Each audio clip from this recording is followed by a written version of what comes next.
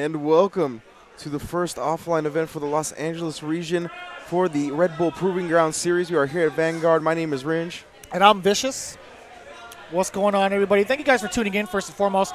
We are here at Play Live Nation in Fullerton, and we also have some Street Fighter V action with pretty heavy talent, I should say. Yeah, around 60 players for Street Fighter V. There's also Super Turbo and Guilty Gear here. Of course, if you are unfamiliar with the Proving Ground Series, it is a series that takes place over 11 regions in North America, as well as Montreal and Toronto in Canada. That's right. Each region is going to be battling out offline, and there's also an online qualifier. Yeah, that makes up its own region. Yeah. It's going to be the PGO team. So these regions are going to be duking it out in a 3-on-3 format, which these guys are playing for today for the Southern California region. Yeah, Los Angeles, I should say. Yeah, the offline region is going to be, or the offline events are going to be regular singles tournaments, but they're going to be determining points. And the top 3 on points is going to be making up a crew that is going to take on the rest of the regions at the end of the tournament. And whichever region comes out on top, 8 of those regions' players will be flown out to EVO on the dime of Red Bull themselves. Yeah. So, again, this is going to be happening for the next couple of months up until June 23rd through the 24th. And, again, those top 3 are going to be flown to play out in the playoffs happening at Red Bull Studios in Santa Monica, California.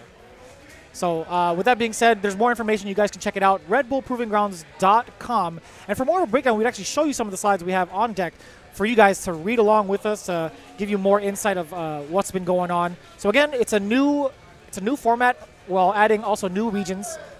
You see some of the tournament locations there. The new ones are NorCal, Houston, Texas, and Orlando, Florida, as well as the 2 new regions for Canada, which is Toronto and Montreal. So again, for more information on that, redbullprovinggrounds.com is where you need to go to sign up as well. So again, we are in the spring season, April 1st. This is not an April Fool's joke. Don't get it twisted. We won't do that to you guys. No, we're not going to shut off the stream in 2 minutes. We didn't come up with this elaborate joke. This is not the Level Up Live not a joke. team not a drill. bringing you falsities.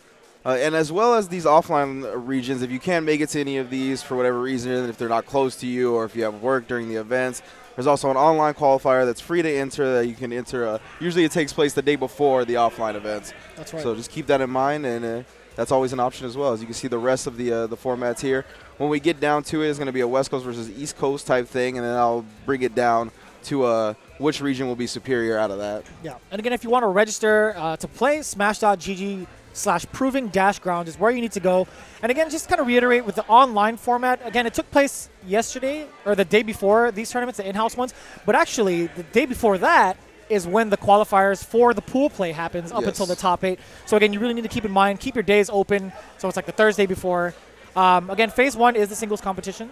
The top 8 of your team representative is going to give you an incentive, right, to make sure your top 3 players level up as much as possible to take down the rest of the groups here. Because as you see in the next slide, you're going to see a bunch of incentives for it. You see that right there, phase 2, when all the teams are playing it out? That's going to be the format. It is a new style this time around. Yeah, it's really all about a collaborative effort within one's community, right? Since you are going to result in the top 3 players from each region battling for your entire region for 5 more players to go to EVO. It's all about working together and trying to make sure those top players are at their best and at their prime when going to the Red Bull event to battle the other regions. Yeah. That's just a little sneak peek as to how the format's going to be. Again, we haven't had a real team tournament in Street Fighter V yet. The rest of them are just exhibitions, and I'm really glad Red Bull is finally putting this kind of play on the map. Yeah, exactly. I've been looking forward to an American tournament that means a lot when it comes to teams. Ever since I really got into the fighting game community, there's not a lot. We see some in Japan. There was SBO, which has fallen by the wayside in recent years. And even in Japan, it's waned down a little bit. So it's good to see that Red Bull has taken the incentive and the opportunity to create a team tournament. That means a lot. Yeah, not only that, but look at the first place prize. $6K for those 3 members of that team, as well as an all-expense-paid trip to EVO this year, which is also going to be for points. You know what I'm saying? So it leads up into CPT Premier. Yep. There's definitely a lot of incentives here to level up your community and just overall level up your game individually. So again, redbullprovinggrounds.com, exactly where you need to go. And to register, smash.gg/proving-grounds. So let's get into the first game. I've been waiting all day to see these dudes play. We got Haibing. Was it Haibing originally from NorCal? You know, I don't know where he's from. I to be honest. Swore Hybing's from NorCal. Of course, you should also check out NorCal's NorCal Rival Series later tonight. Also going to be a part of the Proving Ground Series for the NorCal region, which is new to this season. Yeah, he's going to be going up against Ronan's Alex Myers, rocking that Cammy as usual.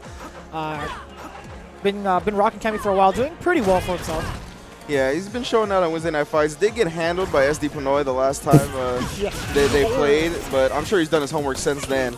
He's going to look to smother the Rashid to begin. Yeah, and again, you don't want to give Myers the kind of momentum because once he gets you in the corner with Cammy, he still gets meaties off of the throws, which is extra dangerous, and anytime he were to do a combo winner into Cannon Spike, he also gets the meaty. Yeah, it looks like he was trying to challenge the approach right there. Got hit by the spinning mixer, but Hybing cannot continue the momentum. Yeah. But I like the blocks from Hybing. He's keeping it cool. He's out of there, back into the neutral. Smart choice of Eagle Spike there. Very difficult to punish.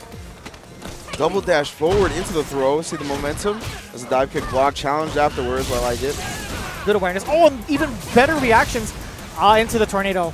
Not the best choice. Yeah, and again, he can't find the momentum afterwards. Just get thrown on Alex Myers' wake up into with the stand medium kick to finish the round. Yeah, I like that. Towards the end, it was a little bit reckless, but still kept Hybing on his toes. Threw out a bad limb and punished accordingly. That was very smart. This headdress looks so proper with this Rashid color, actually. It just works. It just works. All right, Myers again. You know, Myers a little bit cooler on the start of this round. I would say he's not too overextensive on his offense. Ooh, just as you say that, gets tagged by a neutral jump after a double dash forward. Slow walking from Alex Myers. Hybing is just trying to creep in. Wow. Spinning mixer gets super punished. Yeah, I really like the thought from Hybing right there, going for the EX spinning mixer after the blocked V-trigger activation, but Myers actually baited it.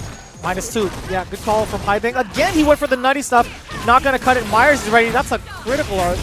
Myers showing extreme patience this set, not willing to pull the trigger on the first punish he sees. Knows Hybing's got something on deck. Oh my god, that wasn't even a cross-up. Yeah, exactly. You thought that was going to cross up, but Myers made sure to hit you right in the front. He's face to face, you know what I'm saying? He doesn't fight from behind. He doesn't ambush you from the back. And that wasn't going to be a meaty anyway. Hybing definitely had time to EX spinning mixer on wake up for that. Right. That's thumbs up, boys. I can't do it past your head. I can't do that. Yeah, man, you have the good seat. I thought I was going to be on Myers' seat because he was on the opposite one during casuals. Body. Oh! That crouch fierce is so far. Yeah, the primary tool for Rashid when it comes to those horizontal footsie games. Not only does it crush counter, but it's such a pest. It's very hard to challenge afterwards because it goes so far. Crush counter, but no follow-up. And again, Rashid is such a dangerous character once he gets started. Once he lets it rip, he has a really tough time stopping him. Yeah. Or people have a tough time stopping him. Gets the throw. Next snap into the corner. What's next? Delayed rise. Sees the frame kills for Alex Myers, and it stuffs the jump into the V-trigger activation. Yeah, that's going to be safe through the V-trigger if he does the spinning mixer.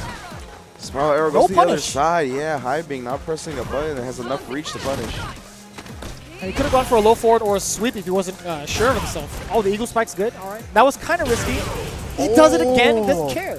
Yo, neutral game Eagle Spike. Hybing puts himself on the board in the second game. That was pretty risky because any of those blocks could have led to a death for Hybing. Alex Myers had the meter to do so as well. But that's exactly why he did it, Vicious. I guess so. I mean, risk reward here, I know right? you can kill me if you block this, but you're not going to. Pretty calm on both players from the neutral. Oh yeah, he was looking for the whiff punish on the Eagle Spike right there, but recovered just in time. Too far. Just a spinning mixer. Players looking for momentum right now. Myers staying patient, and the V-reversal to switch sides. That was his plan the whole time. That was very smart of him to just take all the blocks, accumulate that gray life, and then unleash that V-reversal as soon as he had that corner positioning. Went for the third throw. Hybing ready for it that time. Wall dive. We'll give him some space. Surprisingly, no anti-airs from Myers. We know him for having a lot of great reactions. Yeah, he has that DP on deck for most of the game. Too much pizza. Yeah, too much pizza, too much Red Bull. Oh. Activation. Oh, he was ready for it. Very good reactions from Myers. He's not afraid to spend the meter, but no anti-airs to be had. EX Whirlwind goes right under the jump in, but Alex Myers can't continue the momentum to take the round. Hybing takes the life lead back with a throw. Oh, that's reaction time. I was going to say he might not want to spend the meter, but he might lose for that. I think or was Myers, I wrong? Nah, I think Myers is completely satisfied with spinning the CA on deck when he sees somebody just whiff punish or whiff something in front of his face like that. I think he could have gone for V-trigger still. Yeah, it could have Like been. V-trigger activation. I just think as soon as he saw anything, like I don't think he even considered what the move was. Side switch from Myers, so sneaky. Yeah. Anytime Rashid goes into a mixer like that, he's not allowed to press buttons afterwards. So he's really giving up the turn as soon as mixer comes out. Yeah, no hiccup from Alex Myers on the low forward. The whiff punish, high bing, but again, Myers consistent with that view reversal. Yeah, every time he's got in the corner, high being looking, not looking to punish it. You are so antsy to press that EX spinning mixer. Yeah, but unfortunately for Myers, pressed the roundhouse a little bit too early, and Rashid ended up on the other side going unpunished. No button checks for Myers afterwards, but it's fine. Yeah, no whip punish on the spinning mixer either, even though he got the jab. He got it this time. Law of numbers, man. He has to do it. If he does it enough, it's bound to work. Oh, yeah, for sure. And he finally finds the low forward hit confirm off the V-trigger activation. Alex Myers wraps it up 2-0. After kind of a scary one, Hybing definitely made him quake in his boots just a little bit. Just a tad. Bit. I mean, it was 2-0, but at the same time, it was close games, round after round. And it was a great acknowledgement from Myers to hit low forward into V-trigger. You can't get anything off that but uppercut. That's the only way to make it a combo. Yep. So I'm glad it was just enough for him to take it over Hybing. That was pretty close. Yeah, I was a little bit of uncharacteristic play from Alex Myers, but we usually expect that from players in the first round of tournaments, you know? Yeah, they're kind of nervous. Yeah, they got to get warmed up, got to get used to the environment. We didn't see as many anti-air DPs that we're used to seeing. Hell no, yeah. A couple of low forwards went not hit confirmed, which usually that's Myers' game, right? He's usually really consistent with the hit confirms, even to the point of him just doing the special move on block at times. That could be one of his weaknesses, but we didn't see much of that either. So we'll see as the tournament progresses, and we'll see Alex Myers kind of chill out and go to his usual play style. Just give him a couple more games, and he'll be right up there. I remember last month he actually lost to A4 Jivo, or Gavoyan. He's a Karen player. I'm pretty sure he's pretty salty about that from last month, so he's definitely going to make sure that his game is tightened up by the time he gets to the semifinals, or at least within like top 16. Oh, yeah. I hope. I would hope. You know what I'm saying? I like pulling through for Myers because I'm a Kami player. Oh. No bias, but I thought you were going to say, because, you know, Alex Myers has been here in the Southern California scene, grinded for a long time. Look, man, he's half NorCal, half SoCal hybrid. Look. He is an esports machine to be able to do both at the same time. That's a good point. He is here today, though, when there's both Southern California and Northern California events going down, he is here at his true home in Southern California. I guess. I appreciate Alex Myers. I know where your heart lies. Yeah, that's fair. Like most of the players that end up in NorCal for one reason or another, their heart still lies in SoCal. Shouts to Mike Ross finally coming home. Hell yeah. Released from the Twitch Arkham Asylum he was in. Yeah. I'm glad. Oh, speaking of Jivo, look, he's up right now. I totally totally didn't anticipate that. That was crazy. Yeah. Yeah, I'm giving him the thumbs up. He knows. So I really like Jivo. One, because he's a newcomer. Two, he's from the Valley. Okay. Three, his Karen play is super solid. He's definitely under the radar right now, but once he exposes himself through more streams and more tournaments, you guys are really going to see the devastation that is Jivo. Okay. We're going to see how he fares in this first round match against Mr. M. Bison. Coup d'etat? Probably. Either or. Coup d'etat. We'll ask him when he's done, I guess. A4 Jivo, part of the A4 crew, I guess. You know, A4 Andre, SF5 streamer. Oh, yeah. Down forward fierce, of course, that is +1 on block. Just goes up and misses the +3 roundhouse afterwards. Pushed to the corner at this point. God, the oppression from coup d'etat. Oh, my God. And then the down forward fierce crush counter with the fireball for the cherry on top.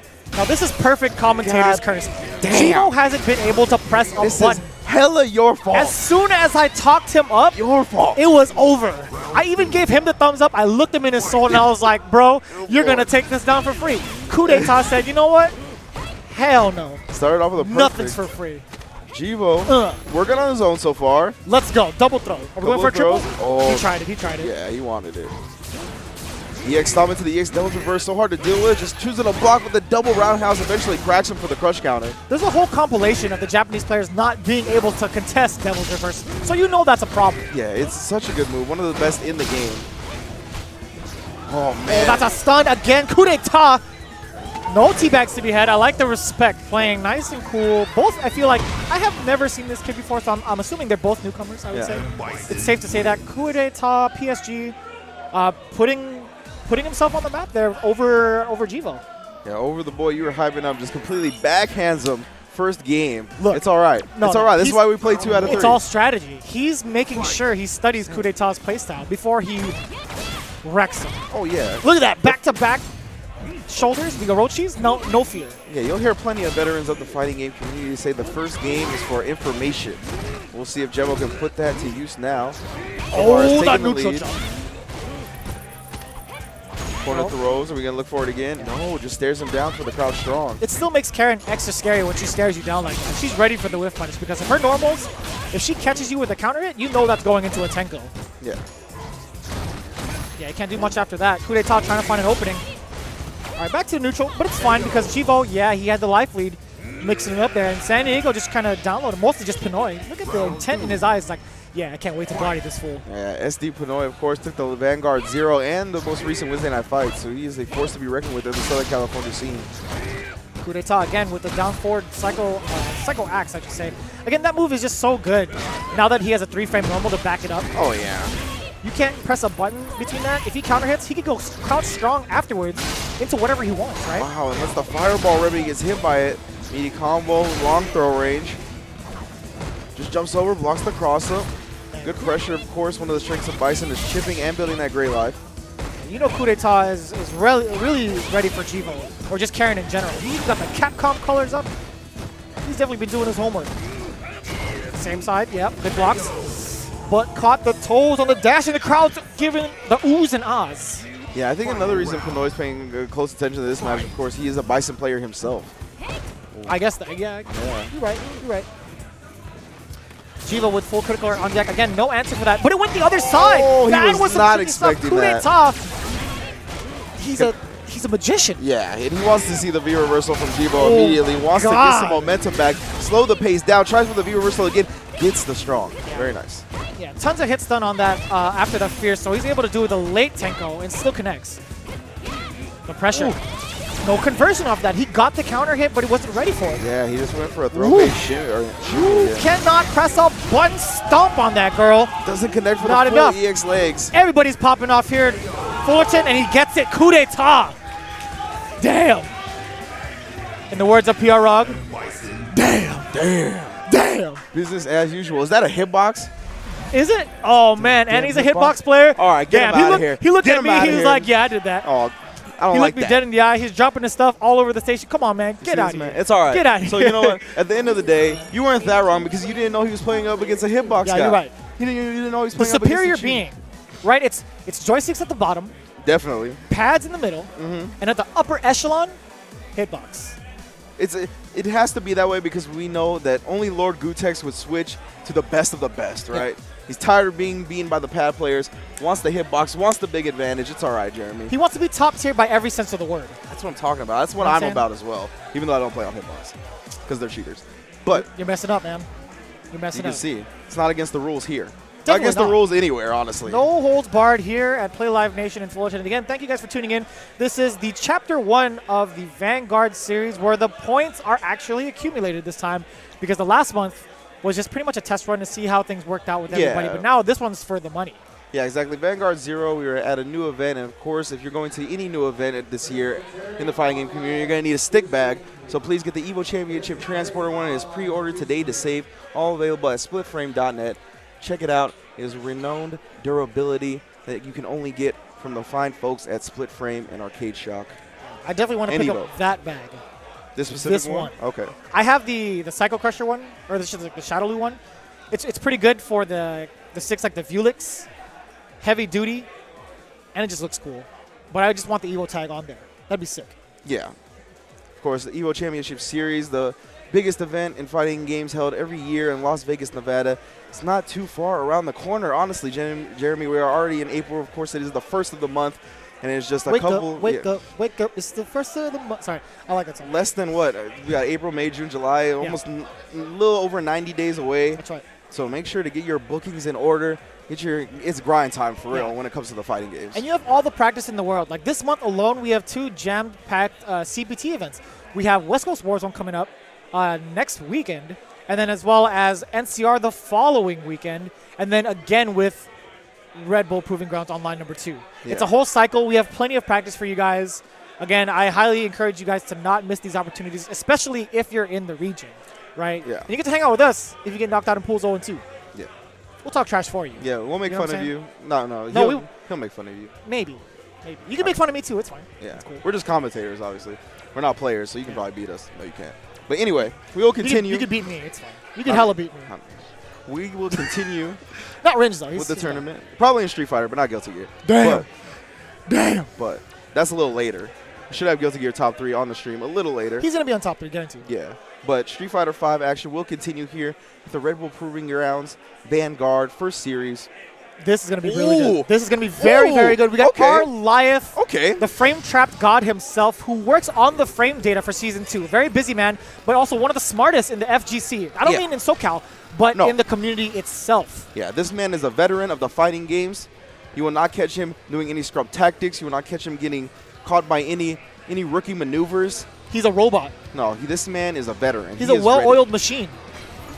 Then, of course, on the other side is Denial's own. And look at that. The manners on this man. He got out of his seat to shake Chris Tatarian's hand while Chris just sat there. Yeah, Arliath. Damn. Arliath is the awesome dude. We're going up against Denial's Chris Tatarian fresh off the... No, he's not fresh off the plane. But he is fresh back from Atlanta on that E-League where he was able to move on and not finish in the bottom 2. Good stuff to Chris Tatarian. Hey, he got a win on the board, and that's what matters. And it was over Ryan Hart after 2 big mistakes. Yeah. Let me break it down for you. He got more than 1 win, too. Oh, he did? Yeah. No, well, he solidified himself after beating Ryan Hart, right? But again, he did an EXDP out of nowhere when he had the life lead, and Ryan Hart missed the punish. That was pretty godly. And my man is rocking the pinkest of the Killer Cam outfits with the star of Ultra David at the belt. That's what it is, man. Oh, Arliath mistimed that V-skill. I want Ultra David on Dipset album interludes. Thanks, nice. Jeremy. That'd be nice. Double dash from Arliath? That's how we're starting it off? Oh, and just the throw bait into a throw for himself? That was hella max distance, too. That was a lot further than I anticipated. But Christitarian finding an opening, drops the combo. That's so unfortunate. The Ken special, that crouch medium short, that crouch strong buffered into the V-trigger. Didn't net big rewards, but he's got the momentum now. Oh, yeah, no baits there, but no punish either. Arliath, he's out of there, yeah. Wow, yeah, that crouch fierce is good against the wall dive from Vega, but he sailed over his head. Went with the empty jump, but Arliath is staying strong. And oh my God, what a play, Arliath. Now, I like that idea. Going for the roll, Chris is not allowed to really press a button afterwards, but Arliath tricked him getting that command grab going. Oh. Nice, Chris with the patience, just waiting for the jump in and gets the anti-air DP. Continuing the pressure, a couple of shorts, trying to get him the pop. Oh my goodness, into the corner he goes. Crush counter, double roundhouse kick these nice loafers in your face. Yeah, ninja loafers. Yeah, despite the nerf to back strong going to 5 frames, still a good punish tool as you see after the roll. Bring back 4 frames, boys. Nice check with the low forward, making sure Arliath doesn't advance. But again, these rolling crystal flashes, again, he can't press any buttons afterwards. It's tough for Chris Tatarian. As soon as he's in the corner, he's kind of panicking. But back to the neutral he goes. It's fine. Yeah, it's going to be even worse for Chris T too, right? Because the first time he got command grab reset off the stand. The next time he tried to EXDP and it got baited. So yeah, he's already not looking too good when it comes to that. Definitely 0 for 2, but Chris Tatarian finally opened things up. Right when I say that, he doesn't get the beat. Oh, nice confirm from Chris Tatarian. Goes right into the critical art, and I believe it'll be enough to take the round and tie up his first game. Vega sniffed that heal for a good 3 seconds. Yeah. I wonder if that side of the crate is also breakable for the new patch of the game. Ooh. You know the crates are breakable. Yeah, right? yeah. That'd be sick. I'm glad they added that. It's the little things. Yeah, man. Ooh. Nice check again from Chris Tatarian. A little too far to convert anything off of that, but it's fine. Yeah, it would have been neutral. Yeah, it would have been normal straight into the special. Oh. Which throw from long distance, going to be putting him in the corner now. Again, the stand reset, just walks back and then throws on the punish of the back strong. That walk speed is so good on Vega. It's hard for Chris Tatarian to get a read on him. Great conversion there. Decent amount of damage. Had to waste a little bit of resource for it. but he's still in V-trigger. He's got to make the most of it here. Oh, he ran and then just backed up. That was so weird. Wow, he tried to get the roundhouse Tatsu. He was too far to combo. Yeah, E-League might have shaken him a little bit. This is very un-Chris-like, you know? He's dropping a lot of things this match. Yeah, still manages to pull out the round, though. Yeah, the roundhouse Tatsus were just not comboing at certain distances that he was expecting them to. And we saw in the second round, or before this last one, when he went to the corner to get Arleth for a setup, right? He tried for the roundhouse Tatsu into an overhead setup, either fake or a real one, but that's not real. You can quick rise and immediately challenge it. Yeah. You usually have to be off the heavy punch Shoryuken to get a real one. Arleth a little bit more active in his normals now, in the neutral. Before he was kind of just walking and blocking, but now he's at the max range to medium punch. Christian sniffed it out with a nice fierce crush counter. Damn, the confirms, that was nice.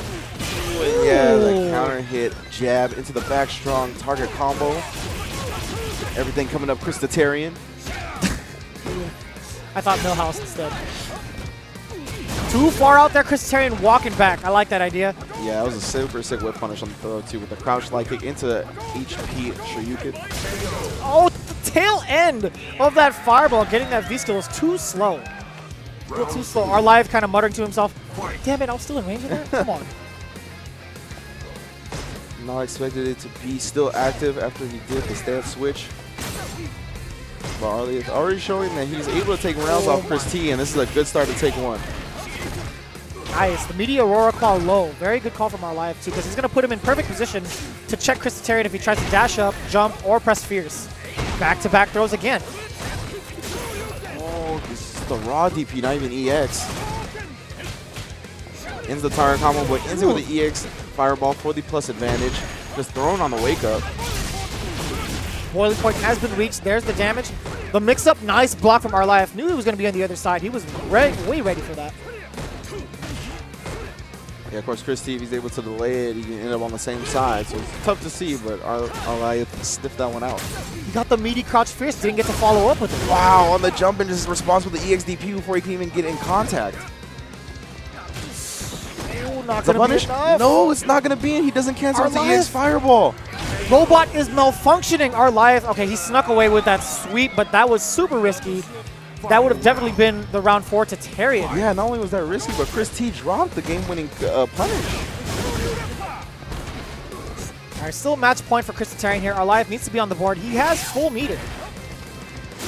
He could definitely get things started here if he gets a confirm. Another anti-air DP. Oh, and the throw bait for the EX Tatsu to make sure it connects, and the corner carry. EX Fireball to keep the pressure on. My God. I was going to say Arleth looked like he was downloading Chris in the first game, but he definitely downloaded the fire. He ended up staying in front. That was super smart. Chris expecting him to use it to escape the corner. Oh, command grab again. That's not going to be enough for stun. One more touch, though. He lets him out. Oh, tried for the overhead, but he was in throw range. Chris T's going to drain that stun meter now. Oh, that's it. That's it. Yeah, he gets the V-skill all the way. Arleth was not expecting that whatsoever. Yeah, that was really smart V-skill usage from Christitarian right there. Yeah. One of the longest ranges that Ken can do with horizontal, not including Tatsus and whatnot. Yeah, those don't count. Yeah, because he can cancel these into V-trigger, get a lot off of them, or make them safe. It's actually super plus on block if you cancel the V-skill step into the V-trigger. Yeah, and that was max distance too. Like right at the tippy toes, it's even worse because he could pretty much press whatever button he wants. Yeah. But yeah, Christitarian is going to be going up, or excuse me, taking it over Arleth pretty Moving convincingly. on. I honestly thought Arleth would have given a little bit more of a show. Me too, for sure. To be fair. But we got Chris T, you know, coming back from E-League, coming back from playing some of the best competition in the world. You know, he didn't just play in the tournament. He played the hardest group. Yeah, also played the hardest group and made it out. Not in bottom 2, going to be moving on in E-League. So big ups to Chris T, no slouch. And he's showing it here with a pretty dominant showing over a formidable opponent in Arleth. Yeah, just to kind of reiterate, when I say the hardest group, he had 2 Mikas that are nuts. Oh, actually, 2 Mikas and a Guile. Knuckle Dew consists of both of those, and then Luffy. They're the 2 best Mikas, right? Fudo is definitely Fudo. better than Luffy. Than Luffy. Yeah. So, but it's close. All elite players, obviously. The best Guile in the world, and maybe the best Mika and Knuckle Dew. Yeah. Luffy, a top 3 Mika as well. A fantastic player, one of the top players not only in the world, but well, not only in Europe, but also the world. Actually, you know, now that I think about it, maybe it was just difficult because we couldn't call those matches. You know, like we saw the group and we were like, these are kind of tough to see who would win. Now that I think about it, in Group D, right? Yeah. I think Group B was the one with all the Japanese players. Yeah, it wasn't the hardest. I take it back, guys. I'm sorry. But Group D was like the hardest to call, right? That's what Sajam said for him, too. It was all the European players up against each other, and then they threw in. And then you had like Ryan Hart, you had Li Joe, you had LPN, and you had Chris T. Yeah. And like with Li Joe and Ryan Hart, and for that matter, LPN, we don't see them at a lot of big tournaments, right? LPN's usually at his locals, at his weeklies, but I don't see him having a lot of performances at majors. And as well with Ryan Hart and who else? I know Ryan Hart was one who's and Li Joe, that's who I meant. And Li Joe. Ryan Hart and Li Joe, we don't get to see a lot of. Obviously, Li Joe working a full-time job. Yeah. Goes to NLBC when he can, but can't do it as often as we would like. Yeah. So, unfortunately, Li Joe went 0-7. That sucked. But he got to be on the recap on Friday or yesterday. He all fleshed out his Urian suit. Yeah, and he had to complete the destiny. You know, somebody had to go 0-7 in every group. It had to be Joe. It's all right. He's the hero we needed, but not the one we deserve. Exactly. 100%. We all will still love Joe. It's not going to change that he went 0-7. Yeah. But at the same time, he did not come out the best at 0-7 because that was Gutex. The man that made himself a meme. He owned the internet the entire day. Did not give a single damn about his performance in the tournament. He was like, I am going to make sure I am talked about regardless. And those lenses were so hard to see through. For all we know, he could have been closing his eyes the entire time. He was like, you know what, I don't care.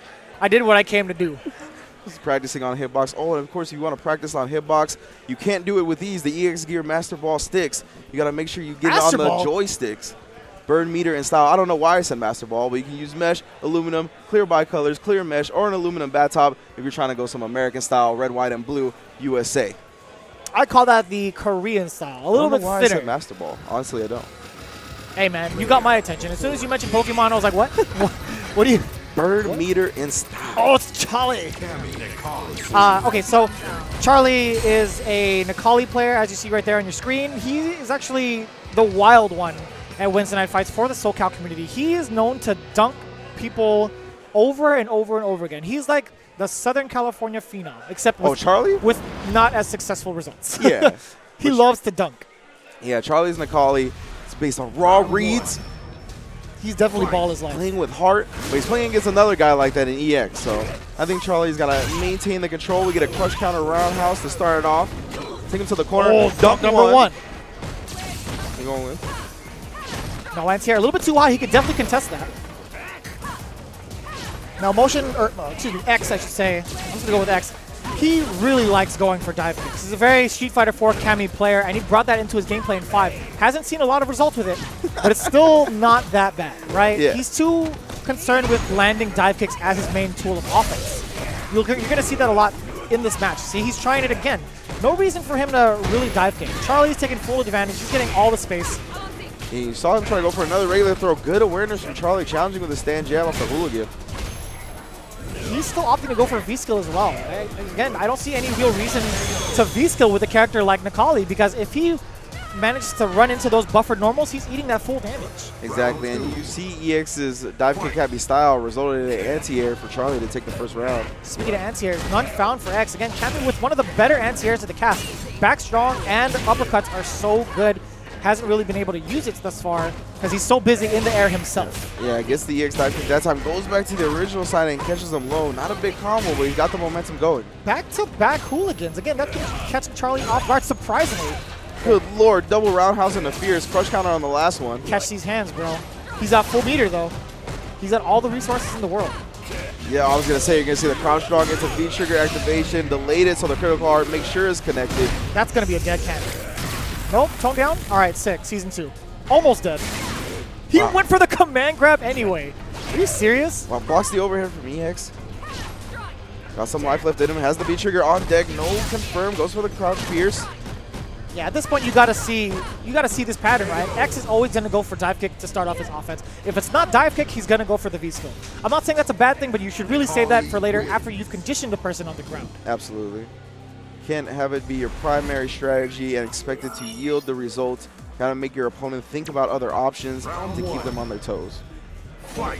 And on the offhand, Charlie is just so fixated on how he's gonna land these command grabs that he doesn't see these motions from X. No pun intended. No, these motions from X to kind of read his offense as well. Again, he just wants the ball hard. Yeah.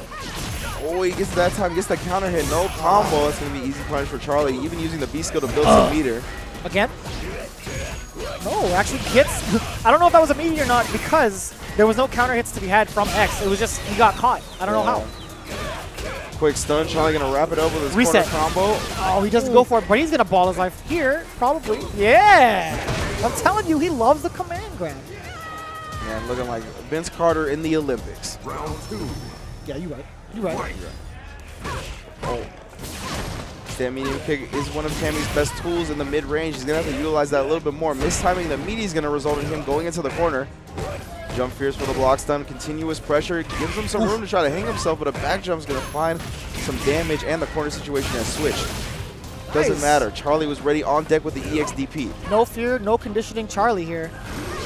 I didn't mean to do that. Really didn't mean to do that. But anyways, X, again, going with the hooligans. I'm telling you, Rinch, how many times have we seen this for him to initiate his offense? That is so true, yeah. And I feel like Charlie just kind of autopiloted at the end there and ended up running into a dive kick. And EX, his autopilot is kind of wild, so when you just let him do whatever he wants, it's easy to get caught in the lights and let him get a throw or two on you.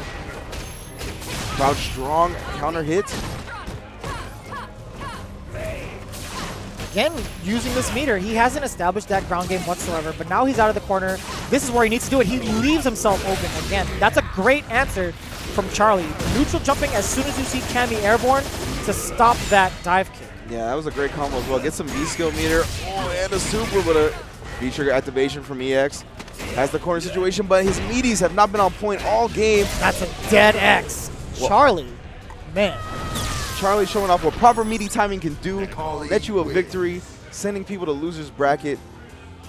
Look at Charlie looking like he's not even sweating. EX already looking mad, already looking upset. Yeah, he's definitely going to blame it 100% on Nikali and not his playstyle. 100%. 100%. I'm waiting for that social media post, and I'm going to share it. I'm going to screen cap it and let you guys know how salty. I'm pretty sure I've heard EX say that he is going to win Wednesday night fights as soon as they give Cammy the armbar. That's all he's missing. He's missing another part. I'm going to be real. That's stupid. He needs to buff. He needs his character buff. It's not him. It's never. It's never. It's never you. Just know that. It's always the character. It's never you. It's 100% the character. No, I can't condone that. I can't condone that kind of thing. No, it's a thing we see from. She's the toppest of tiers, man. No, yeah, I mean. That's a big thing in fighting games, right? Is that especially when you go on social media, a lot of the complaining is done about the characters, not really about the players or what you can do to improve. And I think that's why a lot of players just end up struggling, and they kind of turn to just complaining rather than looking inward. So to speak. It's hard, man. It is. I'm not gonna say it's the easiest thing to do. It's not. I succumb to that as well. I get pretty salty. You guys know that. Ooh, Alex Myers. Hey, man. All of us. Unsolicited touching, my favorite. Yeah, all of us have complained about a character one time or another. Let's be real about it, But at the end of the day, no matter what the other character is going to do, you're going to have to deal with it. That's just how it is. You're not going to get any better sitting around and waiting for them to patch, perhaps change what you don't like. Yeah. It's not gonna yield the results you're looking for. Yeah, it's gonna definitely help you grow as a player to just hold these L's and learn from it, right? It's in the long run, that's what's gonna make you a better person. Anger management is a great thing. it's a very positive thing. Yeah. Self-therapy, it's a lot cheaper. You know what I'm saying? You can talk to us, too. God, right. Wait a minute. Hold on. Romance Let's stop from talking. Vegas with some Vans. The tech. Some Van Bands? Is that what those are? Van Dams. Look, so you guys may not know this. Romance actually left beautiful Southern California for Las Vegas immediately after final round. He's looking to expand the community, the KOF community out in Vegas as well. So he's doing the Lord's work for his game, and I appreciate that from Romance. We can't be selfish and keep him to himself. Or keep him to ourselves. Of course not, but we are lucky to have him once again for these Vanguard events, going up against Third Pixels Valiant, a regular here at SoCal, Wednesday night fights, and the rest of the tournaments you can catch him at. Oh. Now, we previously saw Jivo versus that other guy who had a complicated name. I can't remember his name. Yeah, Kumite or something like that. Whatever. Kudasa. We'll whatever get back to him. We saw this matchup prior. This is a few levels higher than that, right? We're going to see how this should be played out between the two characters, right? The archetypes.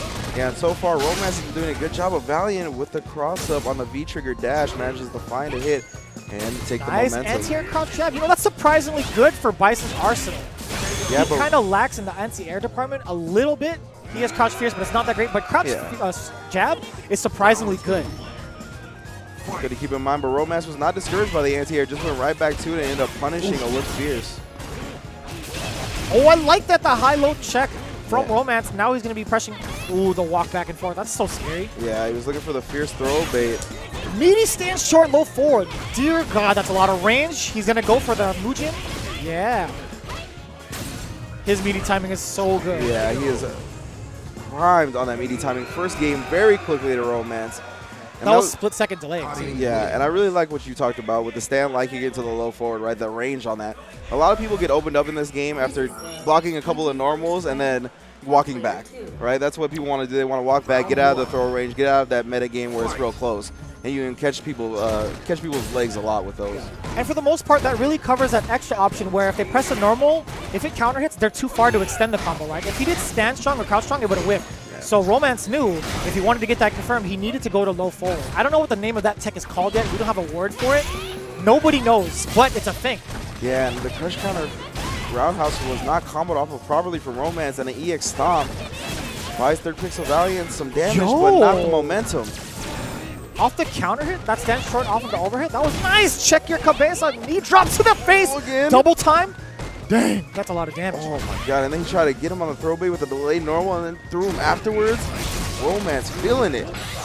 Yo, are you serious? Yeah, he's out of there. Yeah, not going to hit. You know, it's a very good position for Valiant if he doesn't let up. So much chip and gray life on that sequence. Look at that. He does not let off the gas. So much gas, or so tons of gas. So much chip and gray life built up that all it took was one fierce at the end of that round to win it. I'm looking at the character's direction. I'm not even looking at this screen anymore. I want to see these dudes' reactions. Yeah, a couple of throws. Stand fierce into the EX legs once again to build that chip. Feature activation from Romance, can't get any momentum off of it. Throw bait into the roundhouse, can't get the full combo. Romance with a reset. Oh, the high-lows, they're so tricky. Overhead that time, pushes him into the corner, stun bar building. Valiant hasn't blocked high once. Oh, unfortunate. Romance a little overzealous. He felt that it was going to work. That was an all-hearts read. That was so crazy. There were so many EX moves coming out of nowhere. EX stomp to buy Valiant some room. EX legs whiffed. EX DP whiffed. Oh, my God.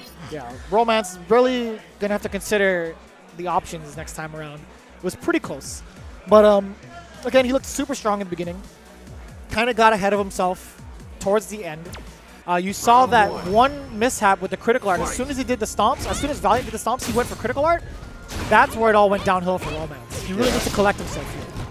Nice 3-frame short into Fireball. Stand Fierce manages to catch the roundhouse before it makes contact. Big combo for Valiant. It's going to be a lot of momentum. EX scissor kicks into the corner, doing some nice chip and gray life at the same time. Nice call from Romance. Finally getting that Rasenhan to connect. Oh, good check from Valiant. Oh, and that one roundhouse did so much damage from the gray life. Nice block. That's highly punishable. Yeah, of course, we failed to mention so far, but Valiant's main training partner is, of course, Sao Yu, who is a Karen player himself, a Karen main, so he should be very well versed in this matchup. Romance, on the other hand, back against the ropes now. Started off the first game looking dominant, but is now game point for Valiant. Again, what side? You know, you should just hold back to block on that one. Even if he lands behind you, you can still press a button as he lands, right? We got to press it kind of late so you don't get clipped by the Devil's Reverse.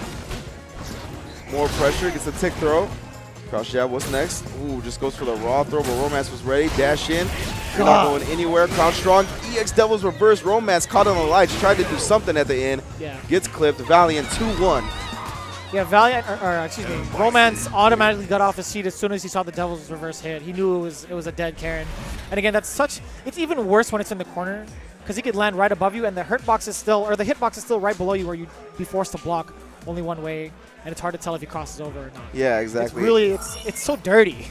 At the very end, we saw Romance. He was just blocking in the corner, right? And it's not like the EX Devil's Reverse crossed up, but it's just such a gnarly move and hard to predict that he just got caught on the lights and was like, oh, I need to do something, and just ended up getting clipped and lost.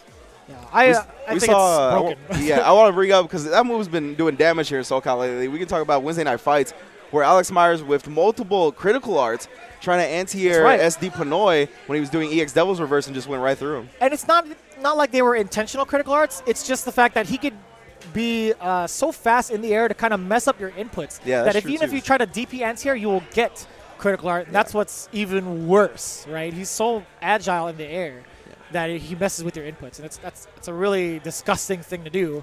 But I approve 100%. It's pretty cool. Yeah, and Bison doing damage in Season 2. Got some buffs from Season 1. Obviously, the stand light kick going to 3 frames is huge. And I think the Gray Life, the reduction on the time that the Gray Life builds back is huge for Bison. Most of his pokes come from down forward fear, stand roundhouse, these big normals that deal a lot of Gray Life. And his chip game is vicious, too. No pun intended. Thank you. For the most part, also, even if he's trying to play defense, if he can't anti-air properly, if it comes to the ground game, his stand medium kick is still such a good tool. Like that's been like the button for the ages. Yeah, forever. It's like medium kick and roundhouse, I feel like, right? In 5, roundhouse isn't as long. Actually, it's very stubby. Yeah. But it grants you a crush counter, and it's a very good frame trap, right? Yes, so absolutely. But Plus 3 way, on block, too. That's all you really need to say.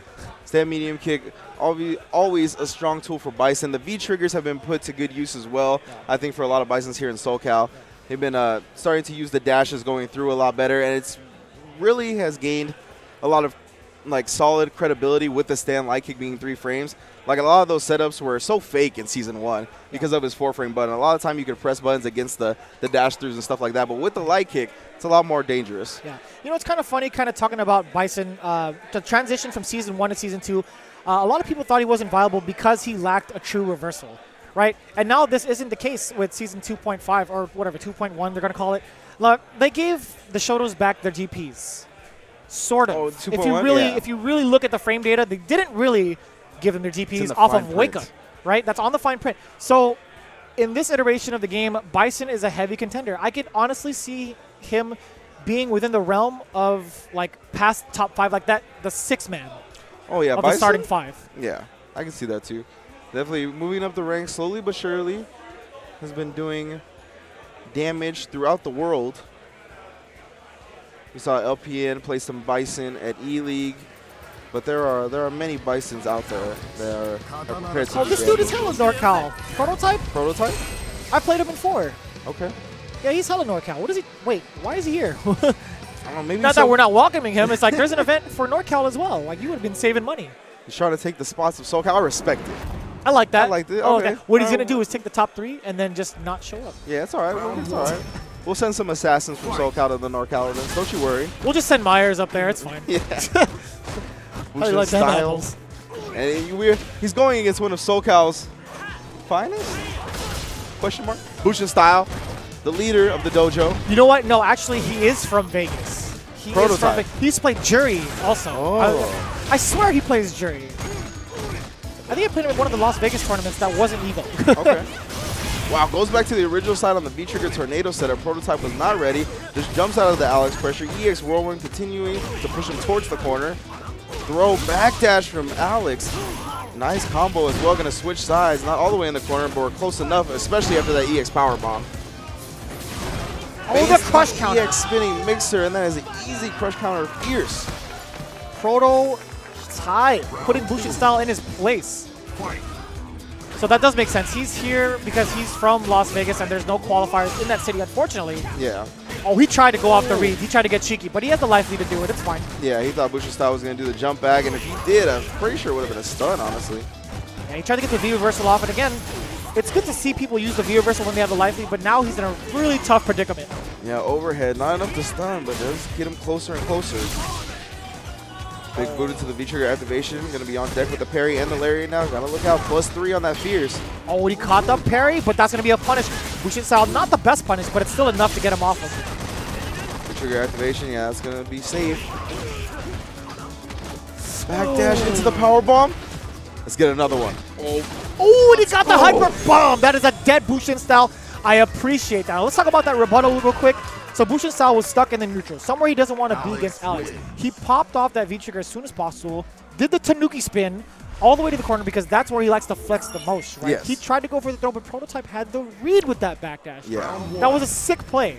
That was beautifully executed. Yeah, and it was a long-term conditioning over that first game, right? He hit him with the forward fierce, and he kept challenging him with normals afterwards, making sure Bushin style was going to block. And at the very end, when he needed to do it the most, forward fierce into the EX power bomb. Great. So smart. Yeah, great play, great strategizing over the entire game from Prototype.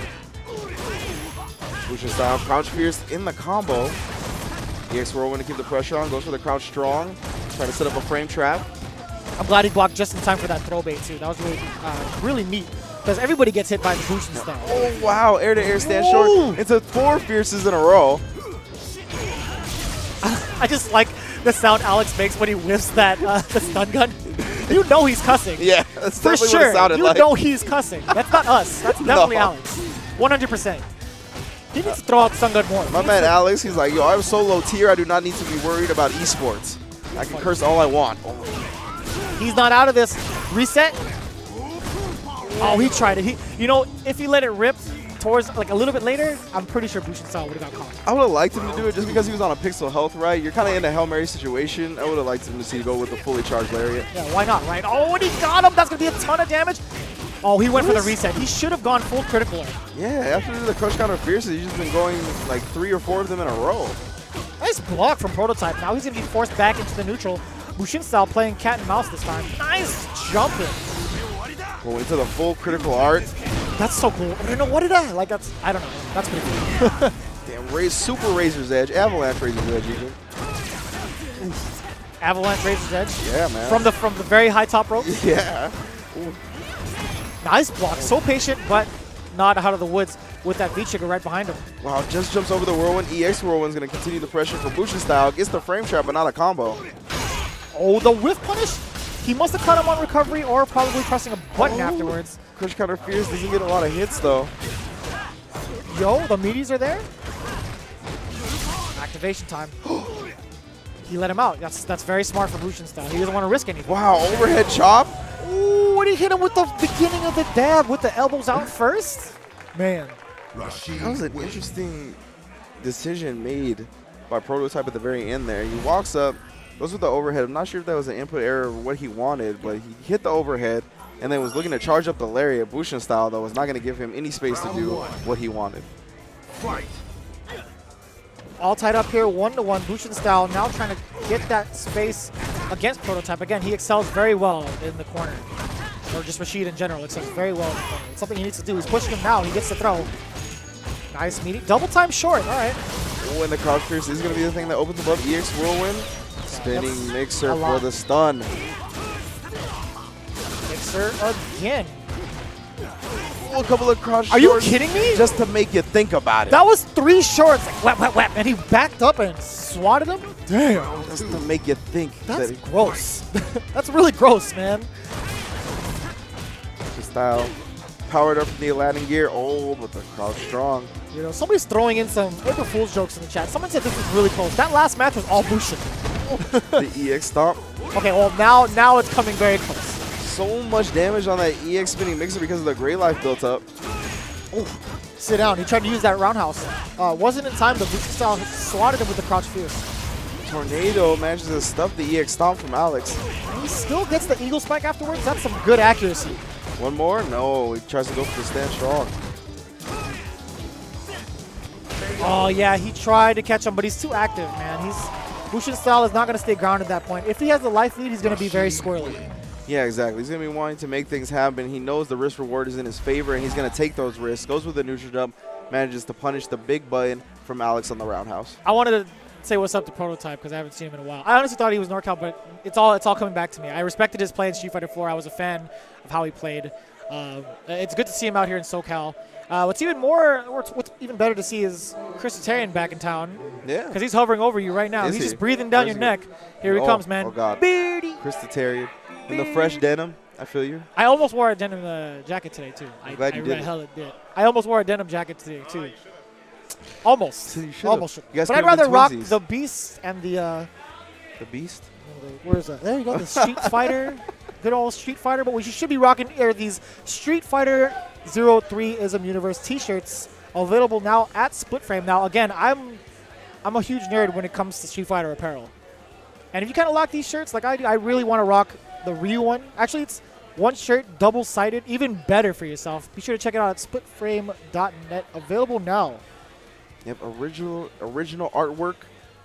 I'm not going to even pronounce the name. No, I'm not going to either. That was the end of my statement. Yeah. Original artwork. Yeah. Get it at splitframe.net. I'm not a good reader. Let's just throw that out there. Chat, you can do what you will with that. Not great when it comes to reading. Yeah. Don't know how to do it. We're here talking. We don't read. We're talkers. That's right. Street Fighter 5 action. That's what we're doing. We're calling it.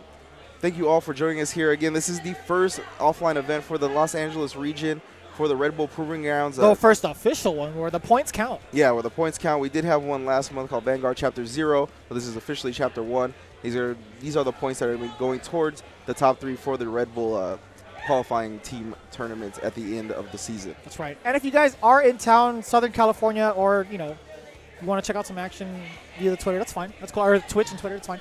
But you can actually come in here for free. There is no spectating fee whatsoever. Pack this place up, hype it up as much as you want. The more the merrier, to be honest. Yeah, and it is a game store. There's things you can check out. There's tabletop things. There's a bunch of nerd stuff. He loves all the 10-sided dice. I bought some dice. There's headsets. There's HyperX headsets. There's Madden action figures. There's shirts. There's hats. There's all kinds of stuff. Make sure to come down. It's a cool venue. So we're going to continue with this action. We got our man Kudeta back. That's how you say his name. There it is. Something like that. Kudeta against Alexis Pinto, repping that San Diego. Yeah, for those of you that don't know, I just placed the info on the chat. It's Play Live Nation in Fullerton. Come through and support everybody here, man. If you guys want to hang out, you can talk to us too. We don't bite, we just Play Live Nation. Two regular dudes who want to talk video games. Fullerton. Coup d'etat, Alexis Pinto. Now, Alexis Pinto should definitely know this matchup. His training partner is Pinoy, and he got second place respectively under Pinoy. Yeah. So we'll see how he does against the likes of PSG's Coup d'etat. Yeah, Kudeta already showing he's pretty aware of the matchup as well. Yeah, Season 2. Yeah, has stored that fireball from the beginning of the round. Nice again with the spacing with the cycle ball. Yeah, whiff punish on the stand roundhouse with the cycle ball. Letting it rip, Alexis Pinto. He's just trying to fight for that spacing back. You don't want to get cornered, especially against the likes of Bison. Oh, the stand roundhouse, no crush counter though, so no combo. Yeah, can't get much off of that. And it was pretty close too. It's kind of risky. That's really negative. Easily punishable when spaced that close. Yeah. So if it's a little bit at the kneecap, since it's -9, you can definitely get at least a stand strong hit. Oh, he tried for the V-reversal, just neutral jumped in, but couldn't get the jump in time to punish it. Kudeta not as active as we are used to seeing him. Yeah. Oh, that ball is still active though. That ball is very active. Oh, drop the combo. No, but nothing from Pinto. Damn, he got the jump in perfectly timed. Great patience from Kudeta, not giving Alexis any space to breathe in the corner. Yeah. Pinto, unfortunately, I don't think he was just ready for the drop on the flame.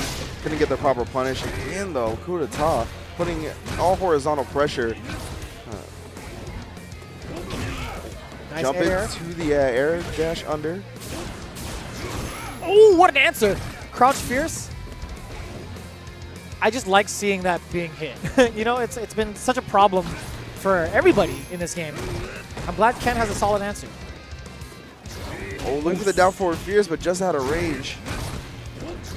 Here comes that devil reverse. Again, a great offense starter for the likes of Bison, but Alexis Pinto now pushing Kudeta to the corner. Yeah, because it's such a great offensive tool, you saw him V-reversal. He didn't want to deal with the situation afterwards. Yeah. And you see how he used the meter on the EX reverse on startup, using that invincibility for an anti-air, if you will, but he just doesn't want to get involved in any of those situations. Yeah, the slide V-trigger cancel. It is the Bison special.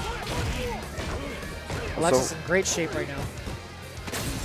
Double cross short into the tech throw, and the cross-up jump punishes the cycle ball.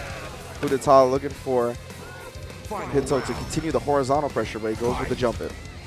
Now you have the last Samurai Bison versus Ken. Yeah, definitely not able to maintain it like L.I. Joe does. There's only one person in the world who could do that. That was so crazy. And it's L.I. Joe. Oh my god. I'll try for the DPA. Yeah, it ended up going to the original side. It might have messed with his inputs. It definitely did. That could have just been a down back fierce. Kudeta again. No, he's staying same side. Oh, yeah, you see him try to go for the fierce that time, but he just went out of range. Wow, the dash going through the stand medium kick. Continual pressure. EX Fireball dash up under the jump in, and that's going to be a confirm into the critical art for Alexis Pinto. Yeah, he's going to have a slight life lead, a little bit more to work with now that he has no meter, but V-Gage still a potential threat. It's almost at V-Trigger. Yeah, looking for the throwaway right there. There's a slight walk back. Whoa, fake the thunder kick raw. Very good fake. Stayed on the same side. So much pressure. Now at this point, Alexis is definitely going to be using his V-Gage as a V-reversal. He doesn't need to pop V-Trigger whatsoever. Oh, he's going to pop it now, though. Ugh. Yeah, Alexis is definitely going for the V-reversal that time, but too close for comfort. Coup d'etat is going to back off using that. Oh, no. V-Trigger's double reverse, so tricky. Chris Tatarian showing his condolences and, of course, taking up the coaching mantle as he has always wanted to do. Man. I'm just kind of focusing in on, I'm trying to like hone in on what Chris Tatarian's trying to say. Trying to read the lips. Trying to read the lips of Coach T. He's obviously telling him to stop doing crouch fierce. You saw him go for it almost every time. In my opinion, I think the only other answer he would have is to air him. Because hit or miss, all you have to worry about now is the meaty setups. Yeah. You're just trying to minimize the damage as much as possible. And another absorption on the fireball from Coup d'etat. Lets it loose. Alexis Pinto was ready for the response. That was very ambiguous. That could have been a fierce and it could have landed on his head. Look at so much chip and Great Life built from that sequence alone. Bison always having a roundhouse or a fierce in his pressure strings. So good at building the gray damage. That's definitely a Bison buff. Yeah. we're gonna just say that's given to Bison. Oh, EX Fireball gonna go with the jump in. Wasn't ready for it. He still could have gone for the extender on the hell attack, like the double jump strong. That would have been pretty neat. But it's gonna avail Alexis Pinto now with the corner pressure. Yeah, that was a good punish on the whiff scissor kick. Oh my god. The Bison special slide into V-Trigger. I don't even know if that was a whiff punish or not. I think he just did it. Yeah, I think so. And Alexis has to be very aware of the Devil's Reverse setups. Nice combo into the EX scissor kick. That's good damage and gets him open with the meaty crouch short. Goes to the other side with the V-Trigger dash. Yeah, that's not real. Good way to contest that. Coup d'etat knows the matchup. Pretty much any normal into V-skill is not real. That's an instant punish, and you guys should know that by now. Yeah, and I liked what Coup d'etat did right there at the end. He let out the EX Fireball, and when he got right behind it, just stood there and blocked, right? If an EX DP came out, he would have got an easy punish. If he jumped, it would have been an easy anti-air. Good stuff from Coup d'etat. Nice, I like that. He anticipated the rest of the V-skill, and Alexis Pinto went for the jump. But Coup d'etat was well aware, going for that crouch fierce to kind of set the tone of that. But he still has it stocked. He hasn't used it yet. Yeah. Alexis Pinto's going to have to keep that in mind. He does have a full critical art as well. Might be looking for a confirm. That's so crazy how technically Bison has a fireball right now. Yeah. And it's the fastest fireball. Wow, he tried to get with the anti-air crouch fierce, but it got stuffed by the neutral to roundhouse from Ken. Not discouraged, however, and he's got the corner. Ooh, the stomps and doesn't let it rip. Doesn't let it rip to Devil's Reverse. Yeah, so it Keeping ended the up mix-ups trading. alive, yeah. The V-Trigger cancel, goes to the other side, and of course that stand light kick, 3 frames, can't really challenge it in that situation. I feel like he's gonna shoot Alexis with the V-skill. Oh, well, okay. I wanted to see it happen. I wanted to see him kind of like play with this foot a little bit, go to like the far end of the screen, just wait and just. That would have been pretty cool. Yeah, you see the effectiveness of that new stand light kick being 3 frames put to use in combination with the V-Trigger dash throughs. A lot of the V-Trigger dash through stuff from Bison in Season 1 was always easily poked out of, easily challenged. Yes. But in Season 2, with that 3-frame stand light kick, it's a he's different strong. story. Different story. He's strong. And he gets to store his V-skill? Super strong. That fireball, the fireball he lets out is so good, too. It's very good. Again, it's the fastest projectile in the game. Yeah. I think it's even faster than Jury's critical art. Yeah, and it blows through a lot of projectiles as well. If you were to think about it, Urian's critical art, how it's like from the floor up. Yeah, jam If you were to switch that horizontally, I think it's the same speed as Bison's V-skill, right? It could be, yeah, it could be. Like it's just, I don't know, man. I'm just making things up. But again, Bison's Psycho V-skill. Crusher-esque, even. You're right. 2-hitter. Yeah. Ah. See what you're doing, Capcom. See I what like you're that. doing. I like that a lot. Smart stuff. Very smart stuff. Yeah, and that's definitely not the last we're going to see of Bison. Oh, even for sure. though we got Coup d'etat into the losers. Of course, SD Pinoy's here, the guy that won Vanguard Chapter 0, the guy that won the most recent Wednesday night fights. Yeah. He's definitely going to be doing damage with that Bison. I expect that he's still in winner's bracket. Yeah. And we have a couple of killers from Wednesday night's fights. Speaking of, We got Nick Tanella on one end and then Futile on the other.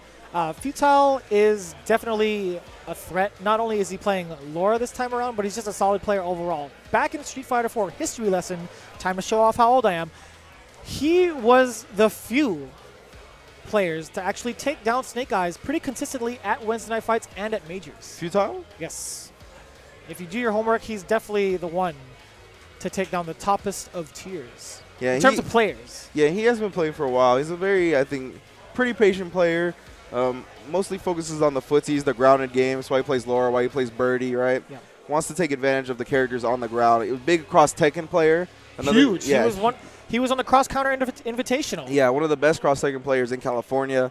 So he's about that grounded game. So we're going to see that even with Laura here, which I'm expecting is the character he's going to choose, unless he got inspired. 100%.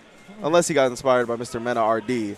From yesterday's We talked about it. He's like, I just can't play like that. I'm not a nut. Like, that's what I'm saying. Verbatim. Yeah. I can't play like that. I'm not a nut. Oh, I believe that because Futile, his history shows that he's just kind of a player that's going to try to solid you out. He's going to try to base his game around the fundamentals. And when it comes to Birdie, it's good because his buttons are strong. His ground game can be good, but you need to have that wild side in you. And Futile's lacking a little bit of that, so he is going to pick Laura, a character that can ride the momentum without having to be a crazy person. Yeah, so Futile used to play Abel, right? We mentioned that. For the most part, step kick into the forward dash, so step kick is cancelable. That's kind of reminiscent of how Laura's V-skill is. She can cancel normals into V-skill. It's not relatively safe, but it's sort of similar in a way of setting the momentum for Futile, and he likes that kind of play style. And of course, Nick Tanella, who has been showing out at recent Wednesday Night Fights, I think got top 3 2 or 3 weeks in a row. He's been coming a long way as a Nikali player, but Futile started off with 2 command throws back-to-back, trying to get the frame trap set up afterwards, but still Nick Tanella showing discipline. Yeah, Tanella's actually been very much so grinding it out, not just hosting Street Fighter events for Wednesday Night Fights on the secondary stream, but he's a very active streamer, letting people know how he practices with Nikali and bringing like the challenges from his chat to play him in like 1st to 10 so he can improve himself. Yeah. He lets people download him so that he can become the better player. Yeah. Very champ-esque in that way from his run at EVO. Would stream all his sets, would let players play against him for 100 games just so he could adapt. Yeah, that's highly punishable. That EX elbow is not the safest move in the book. Oh my god, crush counter V-skill overhead. Gonna start the momentum of Futile, gonna ride it with a command throw. What's next? Ooh, EX, now will be stunned? Yes, sir. Forward fierce reset, possibly? No, goes for the elbow instead. Wants the meaty setup. He just ran into the fireball. Yeah, Nick Tanella was like... Nick made the exact same face I did. He just whipped the clap into another one. He was like, oh, okay, all right, cool. Guess I couldn't do anything. Sounds good. Stupendous kind of studying both opponents back there on his phone. Not really watching the match. He knows. He heard me. Full beard Nick Tanella. Grown man Nick. Fight. Oh, interesting. Overhead startup. Maybe looking for a horizontal approach from Laura on the ground. Good anti-air as soon as she took to the air. A lot more active, yeah. A lot more active with that V-skill trying to check Futile. Yeah, a couple of ground pounds as he has not built any V-skill mirror just yet because he's not taking a hit. Command throw. What's next? Let's give him some space to wake up. Oh, command grab coming in. Futile. Is he going to go for the elbow? Yes, he does. Yeah, that's meaty. Yeah. Afterwards. Yeah, and Futile has been doing a lot of back-to-back command throws, so I like the setup right there, trying to look for Nick Tanella to do something about it. Nice jump out option select from Nick Tanella. Doesn't want to eat any of those mix-ups to come. And it's a very smart choice. He just wants to hang out, find his opening his way. Oh, clap is blocked, counter his setup, can't get full momentum off of it. Nick Tanella looking to approach. The quick dashes from Nikali are so dangerous. Dive kick whiffed, and he's going to be punished with a stand medium kick into V-trigger. You got to see a command grab. Oh, well, he's going to back off. That's fine. I don't approve of that because if you let Nick Tanella get started, it's a bad deal. Almost has critical art as well. One confirm can easily do it into the corner carry. Oh, yeah, we see Futile continuously charging up the claps, but good awareness from Nick Tanella to ground pound him. Tanella fully stocked in critical art. One bad fireball from Futile, you know what's going to happen, right? Yeah. And Nick Tanella's reactions are pretty damn good. We see him a lot of the time. Ooh. I would say a lot of the time we see him be ready quickly on the trigger with the DP or the critical art, but it's not going to come into play as Futile managed to wrap up the round. Yeah, now he's on match point against Nick Tanella. A little bit shy on the V-skill usage from Nick Tanella again on that one. Barely missed the mark. Well, jump in short. That's a very, very interesting jump in choice, but Futile made the most of it. Wow. It's a trade. No character really taking the full offensive brunt so far. Just trying to fish for normals, buffering his way in. Futile kind of pulling it. Oh, he kind of let Nick jump over it. Yeah, both players committed to something big right there. Oh, wow. EXDP in response. No whiff punish on the V-skill overhead, and Nick, I think, wasn't ready for how quickly Futile recovered. Yeah, he had it the first time Futile tried that, but this time Futile got the low forwarding time. That was a lot of times in that sentence. Jesus. Gets to the corner now. Command throw. What's next? Do it again. Let's do it again. Even with the Oh, he delay, did. right? He listened to you. Did, and I was wrong. He's going to die now. Don't Thanks a listen lot, to me. Rage. I am not Coach Christatarian. Nick Tanella, a man that likes to command throw multiple times in a row himself. Oh, caught the legs with the V-skill. Nick Tanella is still alive here. Yeah, I think because Nick likes to do a couple of command throws in a row, and he's been getting command throw twice throughout the set, back-to-back times. Good awareness with the backdash. No conversion off the stand medium kick. He could have gone for crouch strong off of that. He did get counter hit. Nick Tanella, he's going to be hanging out. He has critical art, but his main focus here is Nikali. He needs to get that V-trigger activated. But I prefer he not do it by getting hit. Yeah, exactly. He can build it up with the V-skill ground pound. Overhead, not found. Up to the same side. Futile playing the patient game. Probably, I was going to say, he's definitely going to look for a jump in on one of Nikali's big horizontal moves, the normals or the disc guidance, something that he has to commit to. But Nick Tanella is playing it smart right now with a slight life lead. He doesn't have to commit to anything risky. However, a V-trigger activation in that range will allow Futile a command throw. Found the gap. Futile cleverly used that. Oh, crush counter. Reset. No, he doesn't go for the reset. Now, this I feel like it's a very tame thing for Laura to do. If you go for those mix-ups, it makes it so much harder for your opponent to react to you. Yeah. But I guess he's just like a setup fiend. I mean, it worked out for him. That's fine. But, you know, I'm just saying, like, I feel Laura should be taken advantage of if you were to throw out those EX thunderclaps and then the reset, because that potential is so much greater than just setting up meaties. Yeah, so we've seen some good Street Fighter V action so far. Futile is going to move on in the winner's bracket. We got SD Panoy to come. Commander Jesse hasn't been on stream yet. You've seen some Chris T. You're going to see some more Alex Myers. But before that, we're going to have to take a quick break. Please do not go anywhere and stay tuned to Level Up Live.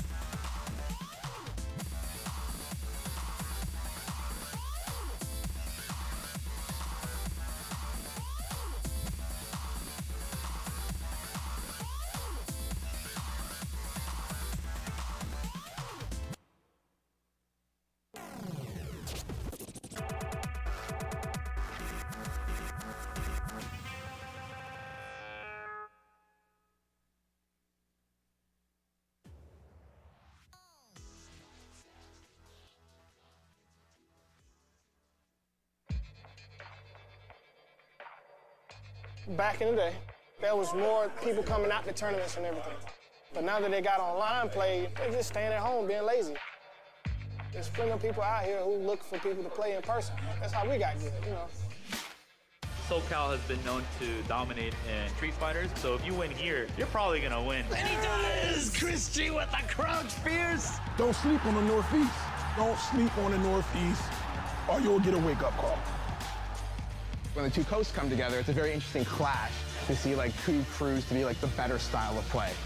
This is a huge opportunity for the Southeast to prove that we stack up with the best. We're not going to get embarrassed, let's just say that. Proving Grounds has just been such a great way to strengthen everybody.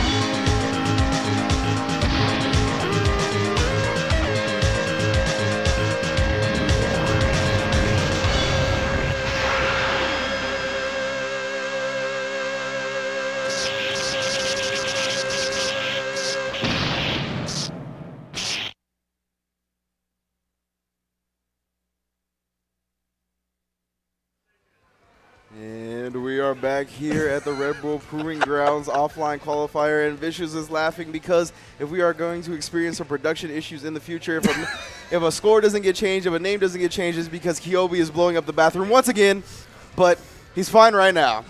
So don't worry. For right now. He yelled at me, but I'm looking straight into the camera. He doesn't get my eye contact right now. I'm sorry, Kyobi. Professional. You know, it's all here. I'm looking at the internet, the people. They want to know the exclusive scoops behind the scenes. This is how he's got plenty of scoops to deliver. These are our loyal fan bases. He's milking it. This is our loyal fan base, and they deserve to know the dirty, nitty-gritty details. Whoa. The bibbities and the bobbities. All right, so, again, back to all the action here. For those of you that don't know, RedBullProvingGrounds.com is the site to check out all the information for what's been going on. We have Vanguard Chapter 1, right? These guys are fighting for that top 3 spot or even top 8, even, to get those points, be on the leaderboard, and be a part of that Team 3v3. Yeah, man. Of course, once again, if you're unfamiliar with the Red Bull Proving Grounds bracket and tournament season for this, there's going to be a bunch of offline events for different regions, 11 different regions in North America, brand new ones including NorCal, Orlando, and Houston, as well as Montreal and Toronto in Canada. Correct. And those top 3 placings over the season for those regions will battle out in Santa Monica Studios at Red Bull, and whoever wins that, the top 8 from that region will be flown out to EVO on the dime of Red Bull, and $6 grand will go to the winners, the 3 winners of the team tournament itself. That's right. RedBullProvingGrounds.com, all the info you need to check it out. But here we go. Commander Jesse versus Gamer Harry. Now, at first, I thought Harry was from San Diego.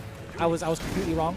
He's actually from the Valley. California is a very large place. Just Southern California, you know, it's not easy, especially with guys from Las Vegas always coming down too. It's easy to get people confused about which region they are from.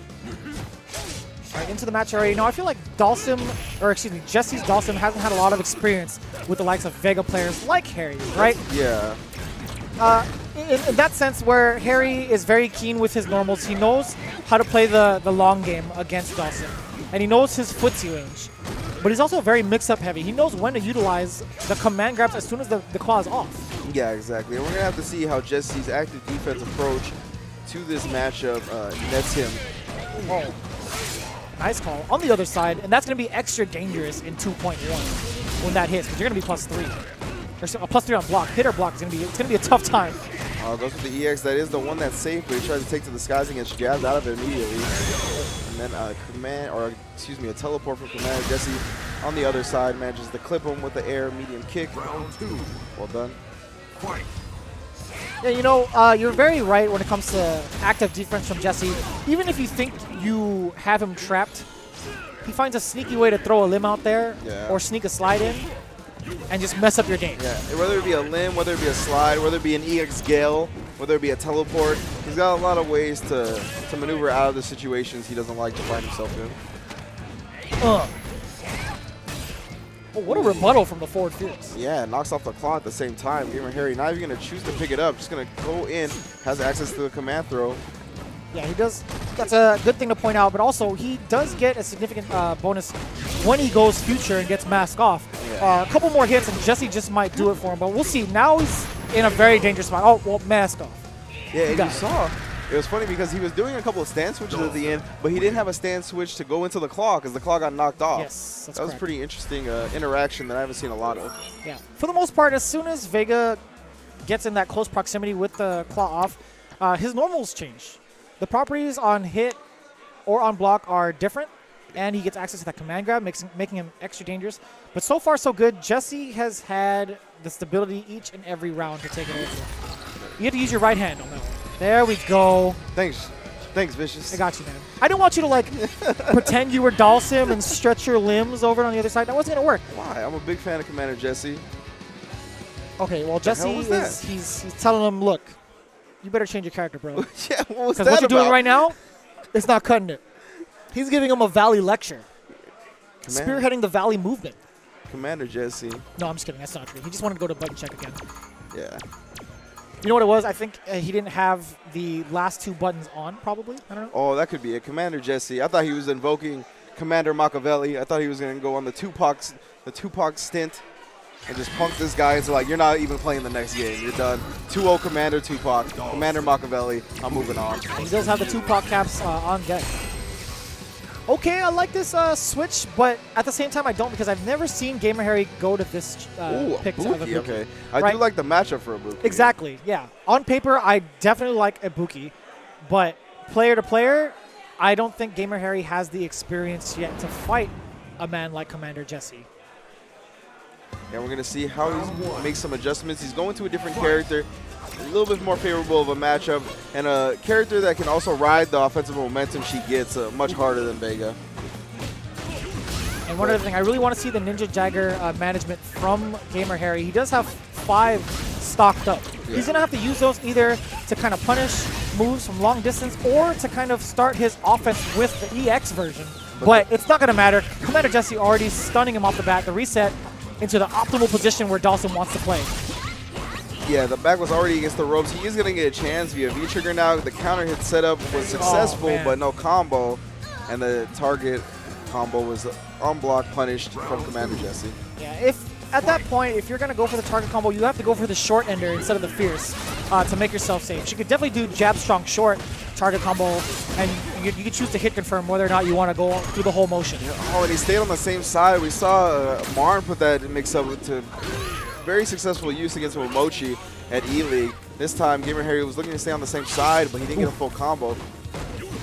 Commander Jesse back in it, gets him with a slide into V-trigger. Still at the corner. He's out of there. Yeah, he's using that cape, flying out of there. But Jesse, right back in there, bringing the damage. Yeah, the squirrel fly able to escape from the corner, but a teleport from Jesse and an air-to-air strong. Well done. Keeping the Buki at bay as he is just a couple of chunks away of health left from taking the game. Yeah, personally, it's looking pretty grim for Gamer Harry. V-Trigger hasn't been utilized whatsoever. Only has 1 bar and 1 dagger left. It's not even going to be an issue. Jesse convincingly taking it over Gamer Harry. Yeah, quick 2-0. You said Gamer Harry doesn't have much experience on a Buki and just didn't have the skill to match up with Commander Jesse's Dawson at the time. Yeah. Chris Tatarian coming up to inform us that... Yes, I know Gamer Harry is Armenian. And you know where he's from? He's from where all the Armenians are, North Hollywood area, Glendale. He's where he's where he's supposed to be at. Yeah, he's more Armenian than you are. Come on, man. All right. Little fun fact. Chris Tatarian is letting me know. I'm not sure if he's trying to form the Armenian sub-team of the Southern California region. He's trying to, but he's way out of the area because... Yeah, it seems like he's away from the rest of the Armenians. Yeah. Little Armenia is in like the Valley area-ish, kind of like towards LA as well. But there's definitely a large population of Armenian people in Glendale and North Hollywood area. I know that from experience. I grew up with some of my best friends are Armenian. I've gone to an Armenian grade school. Oh, okay. So, you know, it's good to see Gamer Harry switching it up, just back to the gameplay, as a Buki. He's getting those whippings now because that's a great investment for the future. Although Vega is going to be heavily buffed in Season 2.1, yes, Ibuki is still a great character in Season 2.1 as well. Now that the whole dagger restock is not going to be priority over the uppercut, that's a great big deal. I've known so many Ibuki players that have complained to me about that glitch, and it's a valid complaint, right? An input glitch, an input error like that that's just so consistent that is a part of the game is not what you want. If you want to make sure your inputs are clean, you need to pick up a Sanwa Denshi joystick from arcadeshock.com. Now available, high tension and silent, 3rd generation of it, so make sure to pick it up and get your inputs as clean as possible. Look at all those letters to name that one joystick. Jeez. Yeah, I was not about to read off the full thing. I'll read off the generation, the silent, but not the whole JLF. Nope, not about that business. But they are pretty clean. I personally use one myself. Not the 3rd generation, but the silent joysticks from Sanwa are pretty cool to use. Yeah, of course. I also enjoy the Sanwa parts. I have a Sanwa joystick in all my arcade sticks, so make sure to pick it up. The newest one, high tension and silent from arcadeshock.com. Yeah, so up next we're going to have, I believe, Charlie again going up against Javi. Now, Javi plays Balrog. He's been a Balrog main since 4. He actually came out in 4, Street Fighter 4. He's here today to represent his character, loyalty. What a right decision. What a perfect decision for him because we haven't really seen him in the local scene as much. He's very much so an online warrior right now. Definitely busy. Oh, yeah. You know, I respect the priorities, but he's here to play this time. Yeah. Also from the Valley. Oh, man. Let's go. So, yes, real life has swallowed up so many of our FGC community members. But as you all know, they still make time to come out to these tournaments to invest in their fighting games, their favorite passion. And I'm excited to see Javi back at it once again, showing off that Balrog in the Season 2. Of course, such a dangerous character, explosive on the offensive end, great V-trigger, great lows now with the buffs to the crouch medium kick. Yeah, and the short for that matter too. Now being able to chain cancel into jab, I think that was a huge deal for him. And then also the screw upper, the uppercut motion, that being connectable after the jab, or any of the punches really, that's a big deal. Oh yeah, you know, that's a huge deal. But Charlie, no stranger to the circuit or the tournament scene here in Southern California. Ooh, Dunk Master Charlie. Yeah, and I like Javi already starting out with the threatening of the turnaround punch. He's going to make Charlie think about it. Roundhouse, no crush counter. Keeps swinging with it. Oh, rush punch for the counter hit, and then the roundhouse crush counter finally finds its mark. Charlie able to fight back and get some space, though. EX rush punch going to close the distance. EXDP very good. Charlie. Neither is backing down. Nothing but aggression here from both players. Javi gets that activation, doesn't do it off of confirm, but he doesn't need it. Here comes the damage. That's probably going to, yes it is. Good Lord, EX rush punches to finish the job. Javi taking the first game in the blink of an eye. Yeah, Charlie got caught blocking high. And that one fell swoop from Balrog can lead to a massive juggle. He had the meter to do so. Dunk City. Yeah. Just wants the hard knockdown into the setup. Yeah, and I like that. That sets up a 50-50 scenario with Balrog. If he hits you with that V-skill, the KKB into the smash. Roundhouse again, Charlie not biting. Doesn't want to get crush counter. Very close to stun. Wow, the neutral jump, or excuse me, back jump actually worked out. Oh, dunks again. Is he going to go for the sweep? He does. Meaty time. Oh, and it is a meaty that was successful. Javi trying to do something on Wake Up. No player, you cannot. Charlie tying up this first game. And Charlie just likes to dunk. Yeah, I think he may have played enough people to know now. We haven't seen that many dunks from him. I think they will come, but he's trying to train the opponent to block and stay grounded first. Ooh. Now Javi with the corner control again. Just like the nature of a boxer, that KKB to stand strong, meaty. The last bit of active frames. Don't get caught in the lights, bro. Don't you do it. Charlie has to make it work here. The Super Saiyan here, use it to distract the man. Don't jump, my man. Don't you do that. Come on, you can't be giving away games like that. If he'd done the dive kick, that would have been acceptable. That was exactly what I was going to bring up. If the jump was going to happen at that moment, it was probably needed to be the dive kick, just because obviously Javi was going to be looking for the anti-airs because he was only a pixel away from killing him. Yeah. And for those of you that don't know, whenever I mention KKB when it comes to Balrog, that KKB is actually the V skill. Yeah. That is strong and medium, or medium punch, medium kick at the same time. That's when he does the spin. You can cancel it off of the dash punches, hit before it hits, or even in V-trigger, before after one dash punch, you can do it again. And that sets up the mix-ups, right? So again, KKB, anytime I mention that, that's going to be Balrog doing the spin or the V skill. Yeah. Well, that's the turnaround punch. It's different from the V-skill despite the turns. Nice. I'm just going to go for V-skill. I think that's the safer option. Yeah. Oh, dash punches. And I like it. It's just at the tip where he's not punishable for Nikali. Oh, wait a minute. Oh, the throw bait was nice. Again, that medium kick, you had to see that coming. That is not paranoia, my friend. That is a throw bait, but Charlie C is still alive. Universal blocked on his end, but still does not have a lot of screen real estate to work with. Javi is giving him just enough rope to try to whiff punish anything he might do. Oh, the whiff punish, strong to strong. I like the way he contested that. Javi's sitting on match point. Charlie needs to walk and block just a little bit more. Just change it up a little bit. Back against the ropes quite literally when you're playing against a boxer. Tried for the turnaround punch, but it was only level 1, so he gets crush countered. I just like the noises that come out of Nikali's mouth. It's funny. It's funny. Oh, yeah. He tried for a stand reset right there. Charlie's not even going to play the game. EXDP. Yeah. No, he's definitely playing Street Fighter 5. Oh, that's He's definitely playing Street Fighter 5. Oh, crush counter roundhouse. Oh, I like that. The V-skill overhead. You better check yourself, but you just wrecked yourself. You're out of here. Yeah, that's almost a done deal. Not quite. Yeah, he's definitely living. Javi Rog taking it over Charlie. Very strong play. Interesting right there, too, because a lot of the times when we see Nikali's in that situation, they'll wake up with a stand jab into V-trigger. And he got the stand jab, but no V-trigger pop.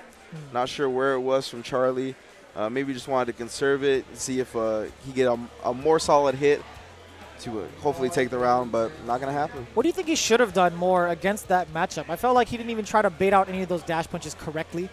Again, that dash punch is -4. You can punish it at the right ranges, so I felt like, in general, he should have walked up more, but I think there's a little bit more to that. Do you have any, I guess, any other insight what he should have done in that matchup? I think he didn't do any of the dive kick. I think that would have messed up the Balrog Javi's timing a little bit on the anti-airs, as well as he didn't really try to challenge the rush punches, right?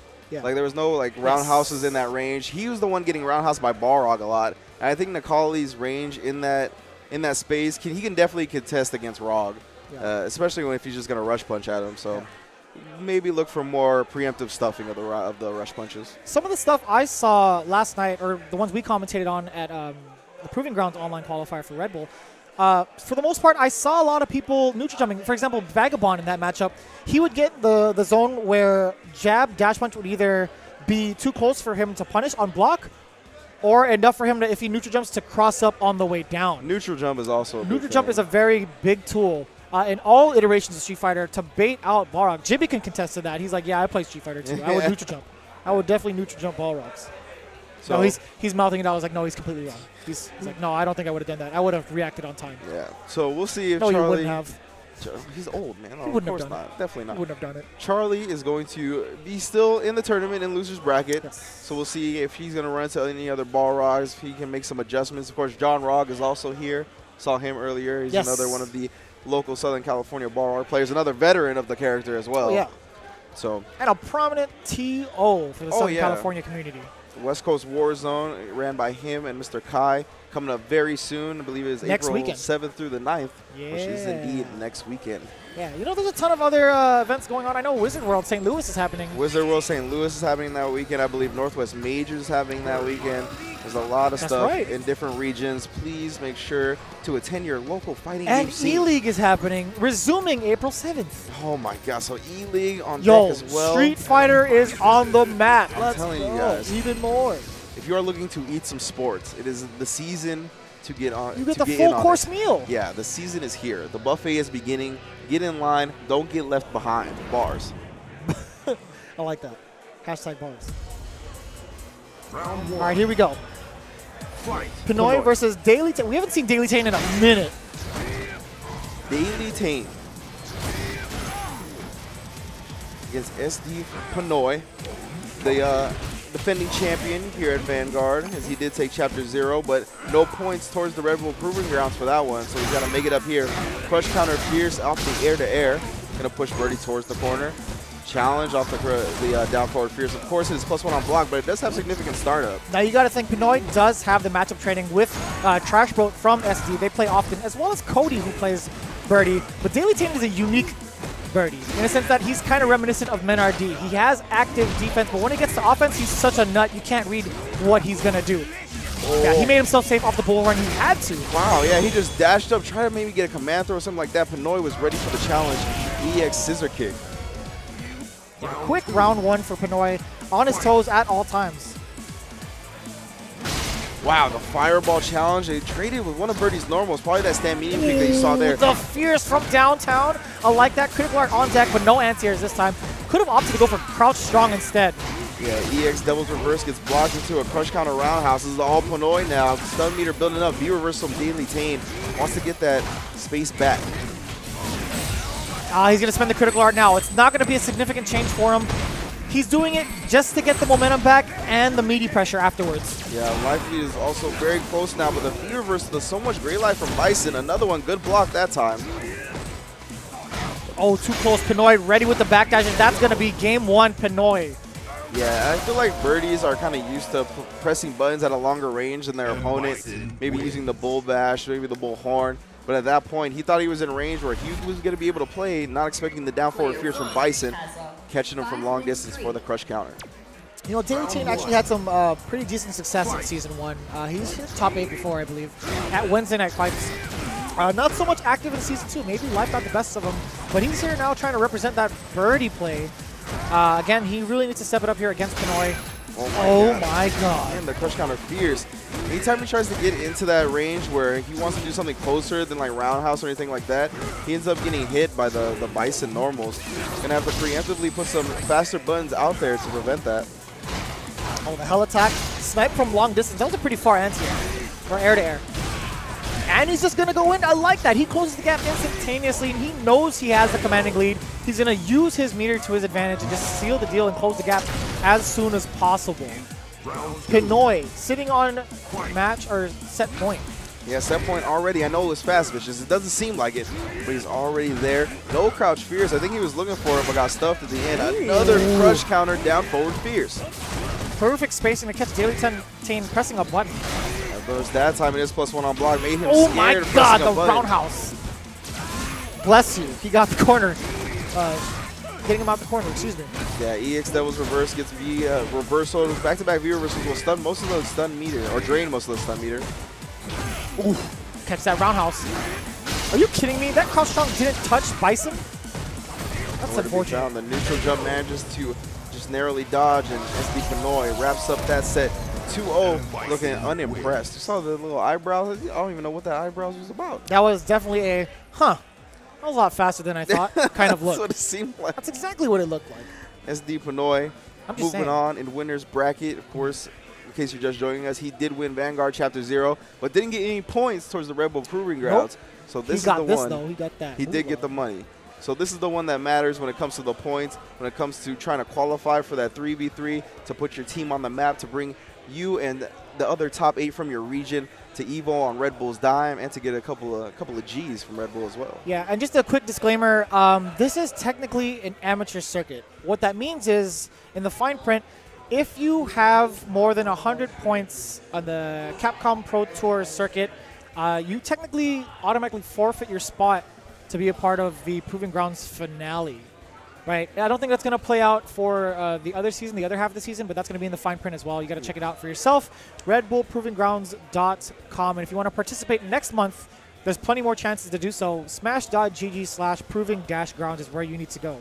Yeah, if you're a fiend and you can't get enough Street Fighter V, and you're a part of the online qualifiers as well as the offline qualifiers, and you're pretty good and you qualify in both, that offline event is going to take precedence over the online qualifiers. So just keep that in mind. Yeah, and just a fun fact. We have the chat on lock. Like, we're very much so in tune with what you guys are saying.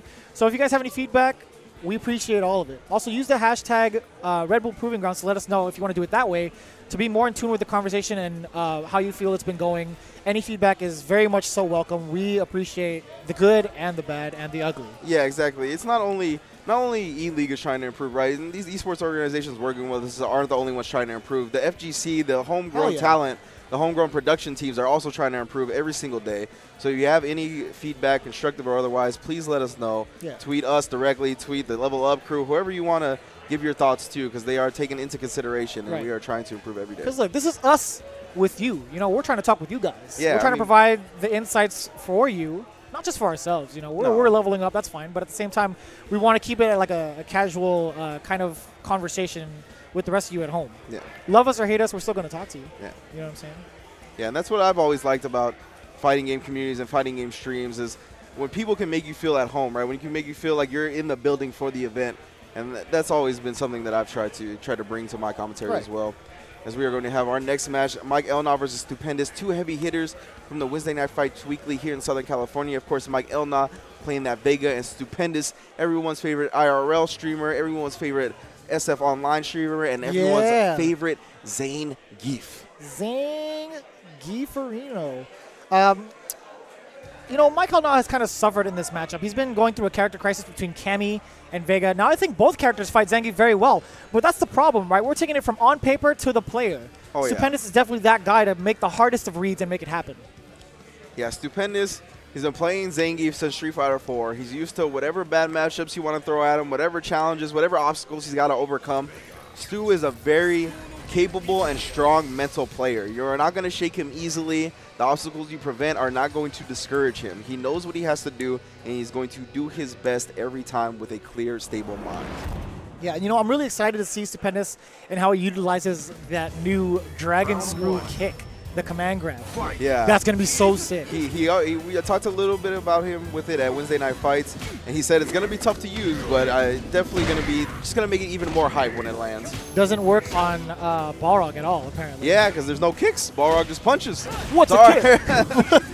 you know, I would think it would be kick buttons. Nope. But no, it's literal kicks. Yeah, literal kick animations. That's kind of silly. But whatever, I'll take it. Yeah, it'd be interesting to see. I would be so hyped to see that happen soon. Yeah, the most kicks Balrog does is the stepping on the toes with the dirty boxing. But for now, we're going to look at Zangief and Mike Elnaz Vega. The long distance roundhouse block is going to build a little bit of gray life. Both players playing this very slowly, very patient, neither taking to the skies. Doesn't want to give anybody an easy anti-air. Stupendous, though, did crack first and got anti-air.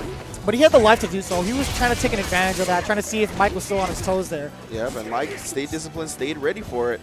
Takes the life lead for himself now, but a V-trigger is on deck for Stupendous as Mike Elnaz spent his. Yeah, but any hit confirm, I was going to say, goes into V-trigger.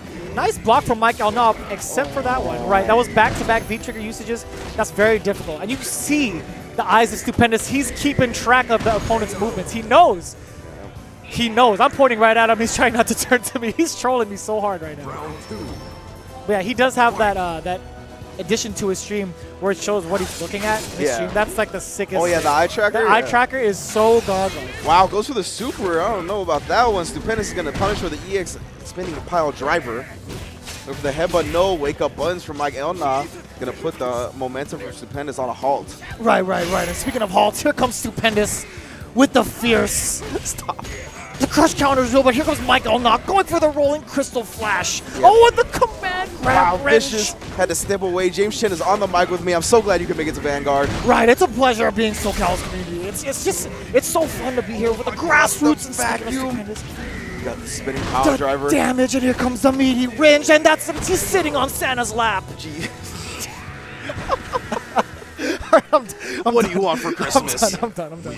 I'm done, dude. I can't. I'm sorry. James Chen, he's my dad, man. I love James Chen so much, man. The right. Yeah, I always tell Vicious his right is so perfect, yo. Oh, man. I'm telling you, dude. It is completely 100% accurate. Voice try. Hey, somebody mentioned it in the chat. I was like, I'm doing it. Dude, I'm going in. That right is so perfect, man. I can't get over it.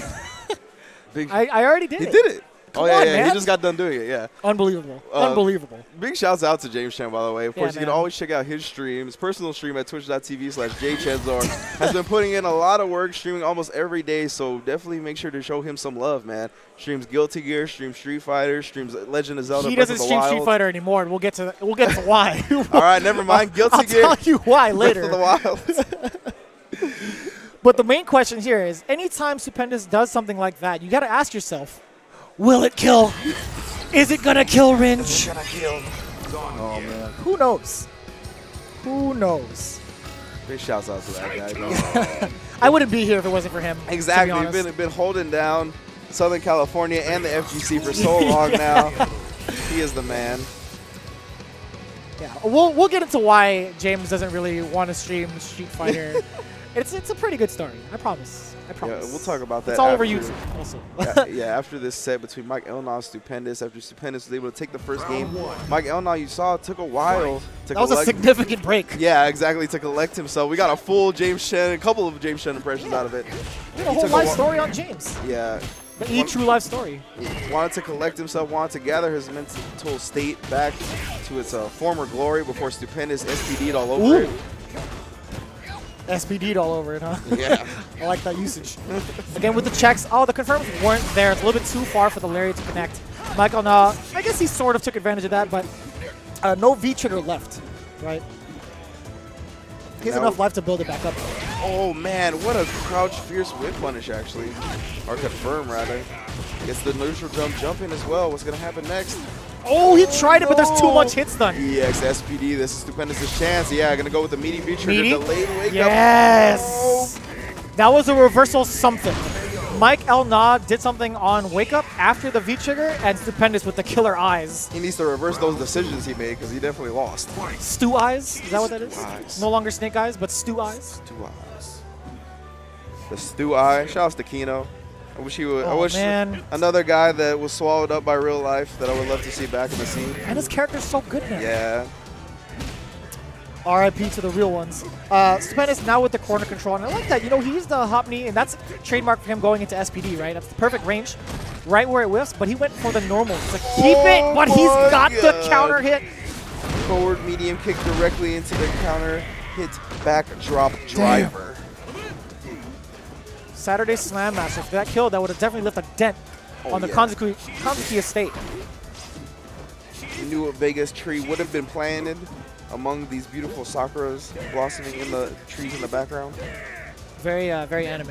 Yeah, oh yeah. Very anime. Oh, nice call from the Aurora's Edge. I feel like that's a very underrated tool in footsies.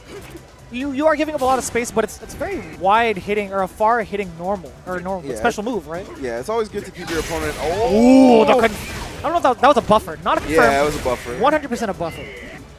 But yeah, like you were saying, it's always good to even pull out the tools that you don't get to see a lot from different characters, just to make your opponent wary of it, put it in their mind, get them to consider another decision. Oh wow, another crush counter on the crouch fierce. And Mike Elna able to bring that round back. Stupendous. Looking a little puzzled by the decisions he made at the end.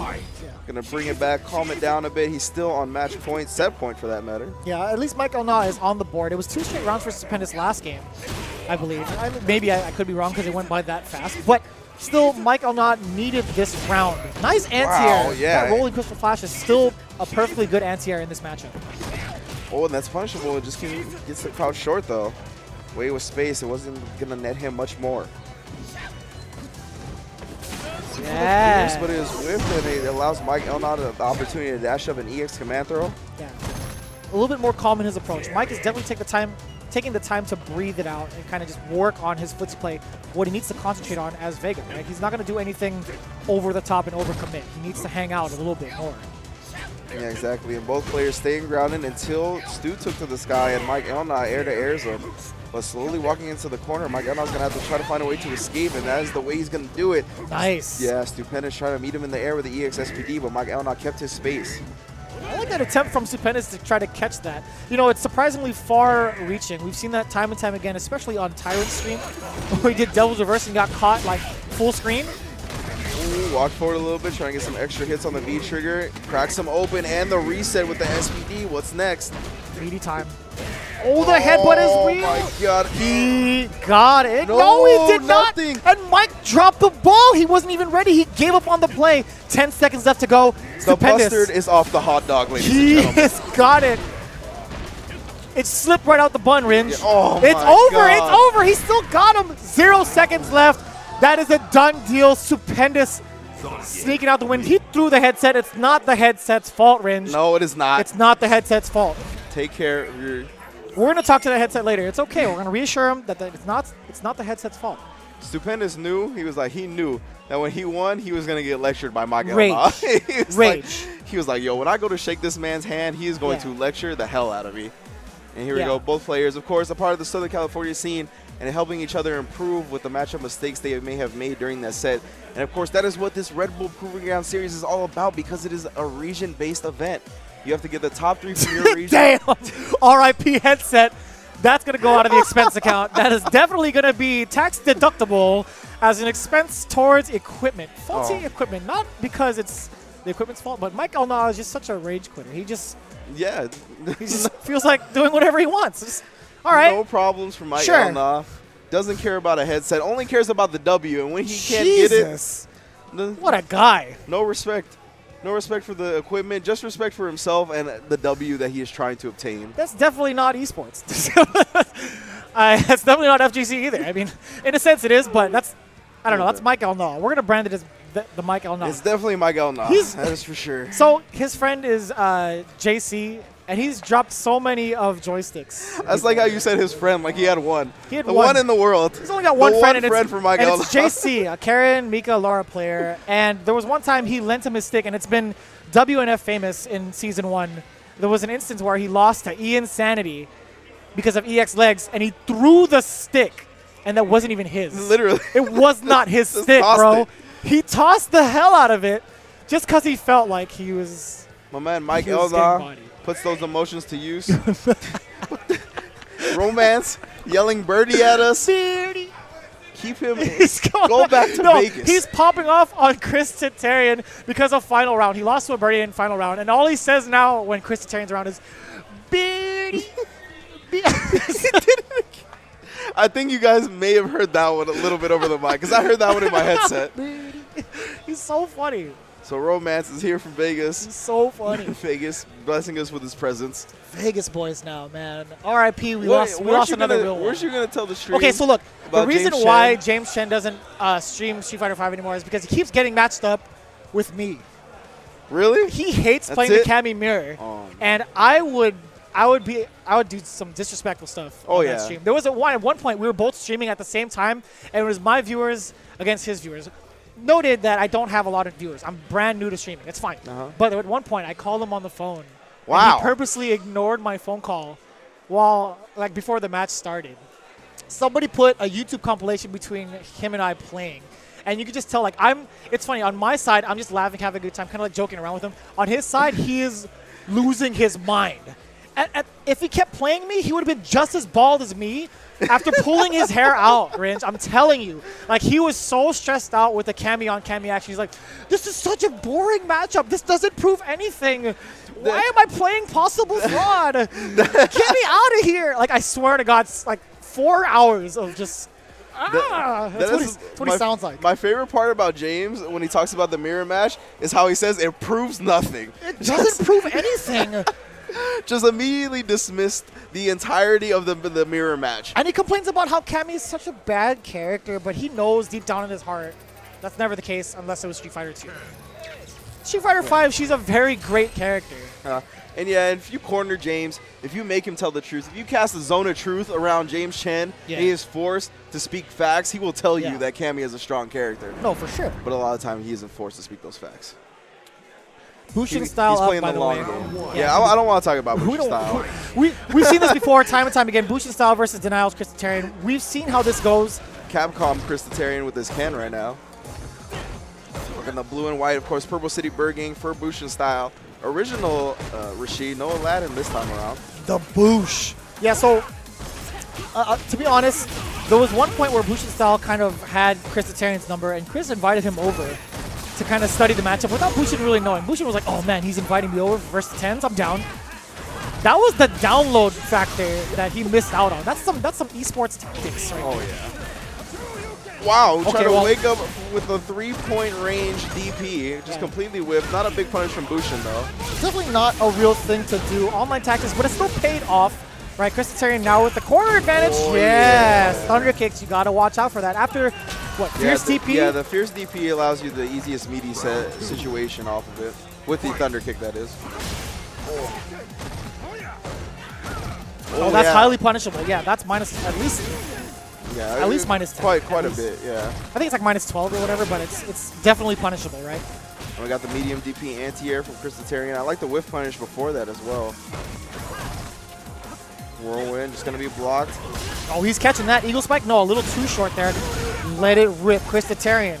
Very happy to use those EXDPs, as you saw in E-League versus Ryan Hart. Yeah, I think Chris has done a real good job of using EXDP lately. A lot of players have stopped considering it as much as they used to because of the nerf, obviously, in Season 2 to a majority of DPs. Wow, the powered-up EX spinning mixer able to chase down the jump and put him in the corner. Somebody just called Bushin style Mr. Potato Head. That is accurate. That is 100% accurate. That's all I got to say. Very, very good. Very good chat. Yo, I remember one time the chat said Watson sounds like Ham from Toy Story. Whoa. What? Yeah, sounds like Ham from Toy Story. You ever heard Mike Watson talk? Yes. He sounds like Ham from Toy Story. I guess. You haven't seen that movie in a minute. Ooh. It's been a while. But Bushin style tying it up here, Chris Titarian. It's a pretty back and forth movement between this game. Oh, the medium kick Tatsu, man. Just the block from Bushin style just opens up with a roundhouse after blocking it. I like that confirm off the stand short, but he didn't optimize it right. He got stand strong. Could have definitely gone into low medium kick into the tornado, but he just dropped the opportunity. Oh, yeah, good punish with the light kick into the heavy punch or Fierce. Jump back roundhouse. He's not going to jump back again. Oh, but he got the EX spinning mixer, the modified version, going through the tornado. Yeah, he did that last time with the V-Trigger too. Nice bait on the DP that time and the punish. not what he wanted. Looking for a wall clean possibly, or the eagle spike in front. I like the back throw. Now he's taking the corner positioning. Yeah, that's really hard to punish in V-Trigger. I think it's -2. V-Trigger is -2, yeah. Yeah, it's -2, so it's not really punishable, but he doesn't have a turn. Yeah. Outside of V-Trigger, it's -4. That was a nerf in Season 2. So Roundhouse Tatsu, not V-Trigger, punishable, -4. V-Trigger, -2, not punishable. I slapped the hell out of that bug, by the way. You did. There was a bug flying around, and Vicious put it into that like the true martial artist he is. Bodied the hell out of it. Here we Reminded go. me of the grandpa from Hey Arnold. Oh, not the grandpa, but the sensei Yeah. from Hey Arnold. Good references. Christitarian. That was like my favorite episode of that show, dude. Oh. Nice anti-air, by the way, but it wasn't enough. He did the V-skill forward, or the neutral one, I should say, but didn't get anything off of that. He was in time. Wow, Jesus. that was a air real good air-to-air. Let's talk about that one. Yeah. Damn. Smart awareness. Ooh, looking for the throw bait, trying to get him to whip something and punish it. Bushin style, staying solid and just taking the throw so far. Wakes up with a button, though. Nice V reversal to kind of get rid of Bushin style's momentum. Oh, that's such a tricky position to be in. Yeah, I was going to say that all started after that DP. He did the overhead, but it was a fake one. He went for the low this time around, and Bushin style got caught. And after that, it was just downhill for the rest of that round. Oh, yeah, just goes for the spinning mixer, started off, gets swept, and an EX spinning mixer on his wake up. Not discouraged at all, but Christitarian is able to blow through that block string with an EX DP of his own. Oh, nice check on the run. That is not real. Bushin style went max damage on that. Double time. Yeah, ended with the eagle spike and then just did a neutral one on Chris T's wake up. I like that. Just in and out, kind of bothering Christitarian, but he finally finds an opening. Here he goes. Yeah, that is the Ken special right there. Crouch medium buffer into V-trigger. Did you see that frame kill? Double dash just in time to catch with the fierce? Yeah, that was nuts. I was interested if that was really a true meaty. What it was, I think he was going to bait the timing for a throw, and I think he still would have caught jab. Yeah, it could have caught the throw. Sorry, not jab. Stand short, because that's what he uses for wake up for the most part. But that definitely would have lost to the likes of EX Spinning Mixer. Oh, yeah, for sure. Spinning Mixer, regular version, able to do the job in the second round, and Bushin style ties it up. Christitarian still on match point. We're going to move on in winner's bracket. Full meter for Chris. Bushin style only sitting on one bar. Eagle spike, very punishable. I like the patience of Titarian. He didn't want to risk using an anti-air normal or a DP. He just waited for the block. Yep. And good recognition, no crush count or anything like that. It was going to be a regular punish, so you just use the light kick Tatsu off the run. Again, after that mixer, it's kind of tough on hit because he does get his turn back still for Bushin style. I feel like in this version of the game, he has multiple turns just like Chun-Li did in Season 1. It's so tough to be in, but now corner positioning is for Christitarian's advantage. Nice check with a low medium kick. Nice juggle, even better damage. And of course, that is the advantage of doing the EX fireballs in the corner with Ken. Not only are they plus on block, but they juggle into the DPs. And wow, he tried for the EX spinning mixer powered up version, flew over his head. Chris T missed the punish, but ended up getting a throw anyways and taking the game. Christitarian is like, where's your crouch fierce? What are you doing? And then somebody gave the Bushin style behind him. I think that was, what, Myers? Probably. Damn. Yeah, there it is. What is that? Bushin style is like, no, that's instant recovery. That's not true. That is 100% not true.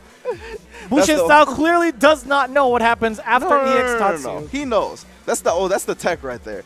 When we used to play Marvel 3, right, and people would play Captain America, we know what we told Captain America players? They were like, yo, what do we do? What do I do since Charging Star is like negative on block? We would say, just tell your opponent it's plus. That's the tech, Jeremy. You guys are scumbags, man. What are you talking about? We're Marvel players. That's not scumbaggery. I've seen worse, but that's definitely a bad excuse on Bushin style. How many times did he play against Christitarian? Come on, man. It seemed like the charged up EX spinning mixer was new to his game though. I haven't seen him do a lot of that. Honestly, the one where he chase the jumps, Yeah, that's different. I like that kind of gameplay in addition to whatever he had before. It's a great addition to his plethora of offense. Yeah, I mean, that's one of the strengths of Bushin style, right? He makes you think about a lot of situations, and you don't really know what he's likely to do in the situation because it's just wild. It doesn't matter what the math is. It doesn't matter what the situation optimally would be. Yeah. He just is going to do what he wants. And that's the double underlining factor. He makes you think. You're not supposed to think when you play against Bushin style. No. Thinking is not going to help you. Nothing logical in your brain will help you fight against a man like Bushin style. No, but what will help you in these tournaments is this transporter bag from Evo Championship Series and SplitFrame.net. Please pre-order today to save. It is renowned durability, officially licensed by Evo. You see the logos all over that stick. You'll be traveling in style. Yeah, maximum comfortability. Again, I could vouch very much so for these backpacks. I like the double shoulder strap a lot, but I really like these ball tops a lot more to go with the stick. You're going to put that bag in. Again, you got the mesh, aluminum, clear bicolor, clear mesh, and the aluminum bat top to play Korean style. The EX Gear Burn Meter in style. ArcadeShock.com, available now. I'm going to pick me up one of these, man. Yeah, I definitely want to. I want to try the Korean style. Head. That'd be pretty cool. Nice. In the back. Hey. Special guest Ringe in the background. Yeah. All hair, no fair. I'm bald over here. It's fine.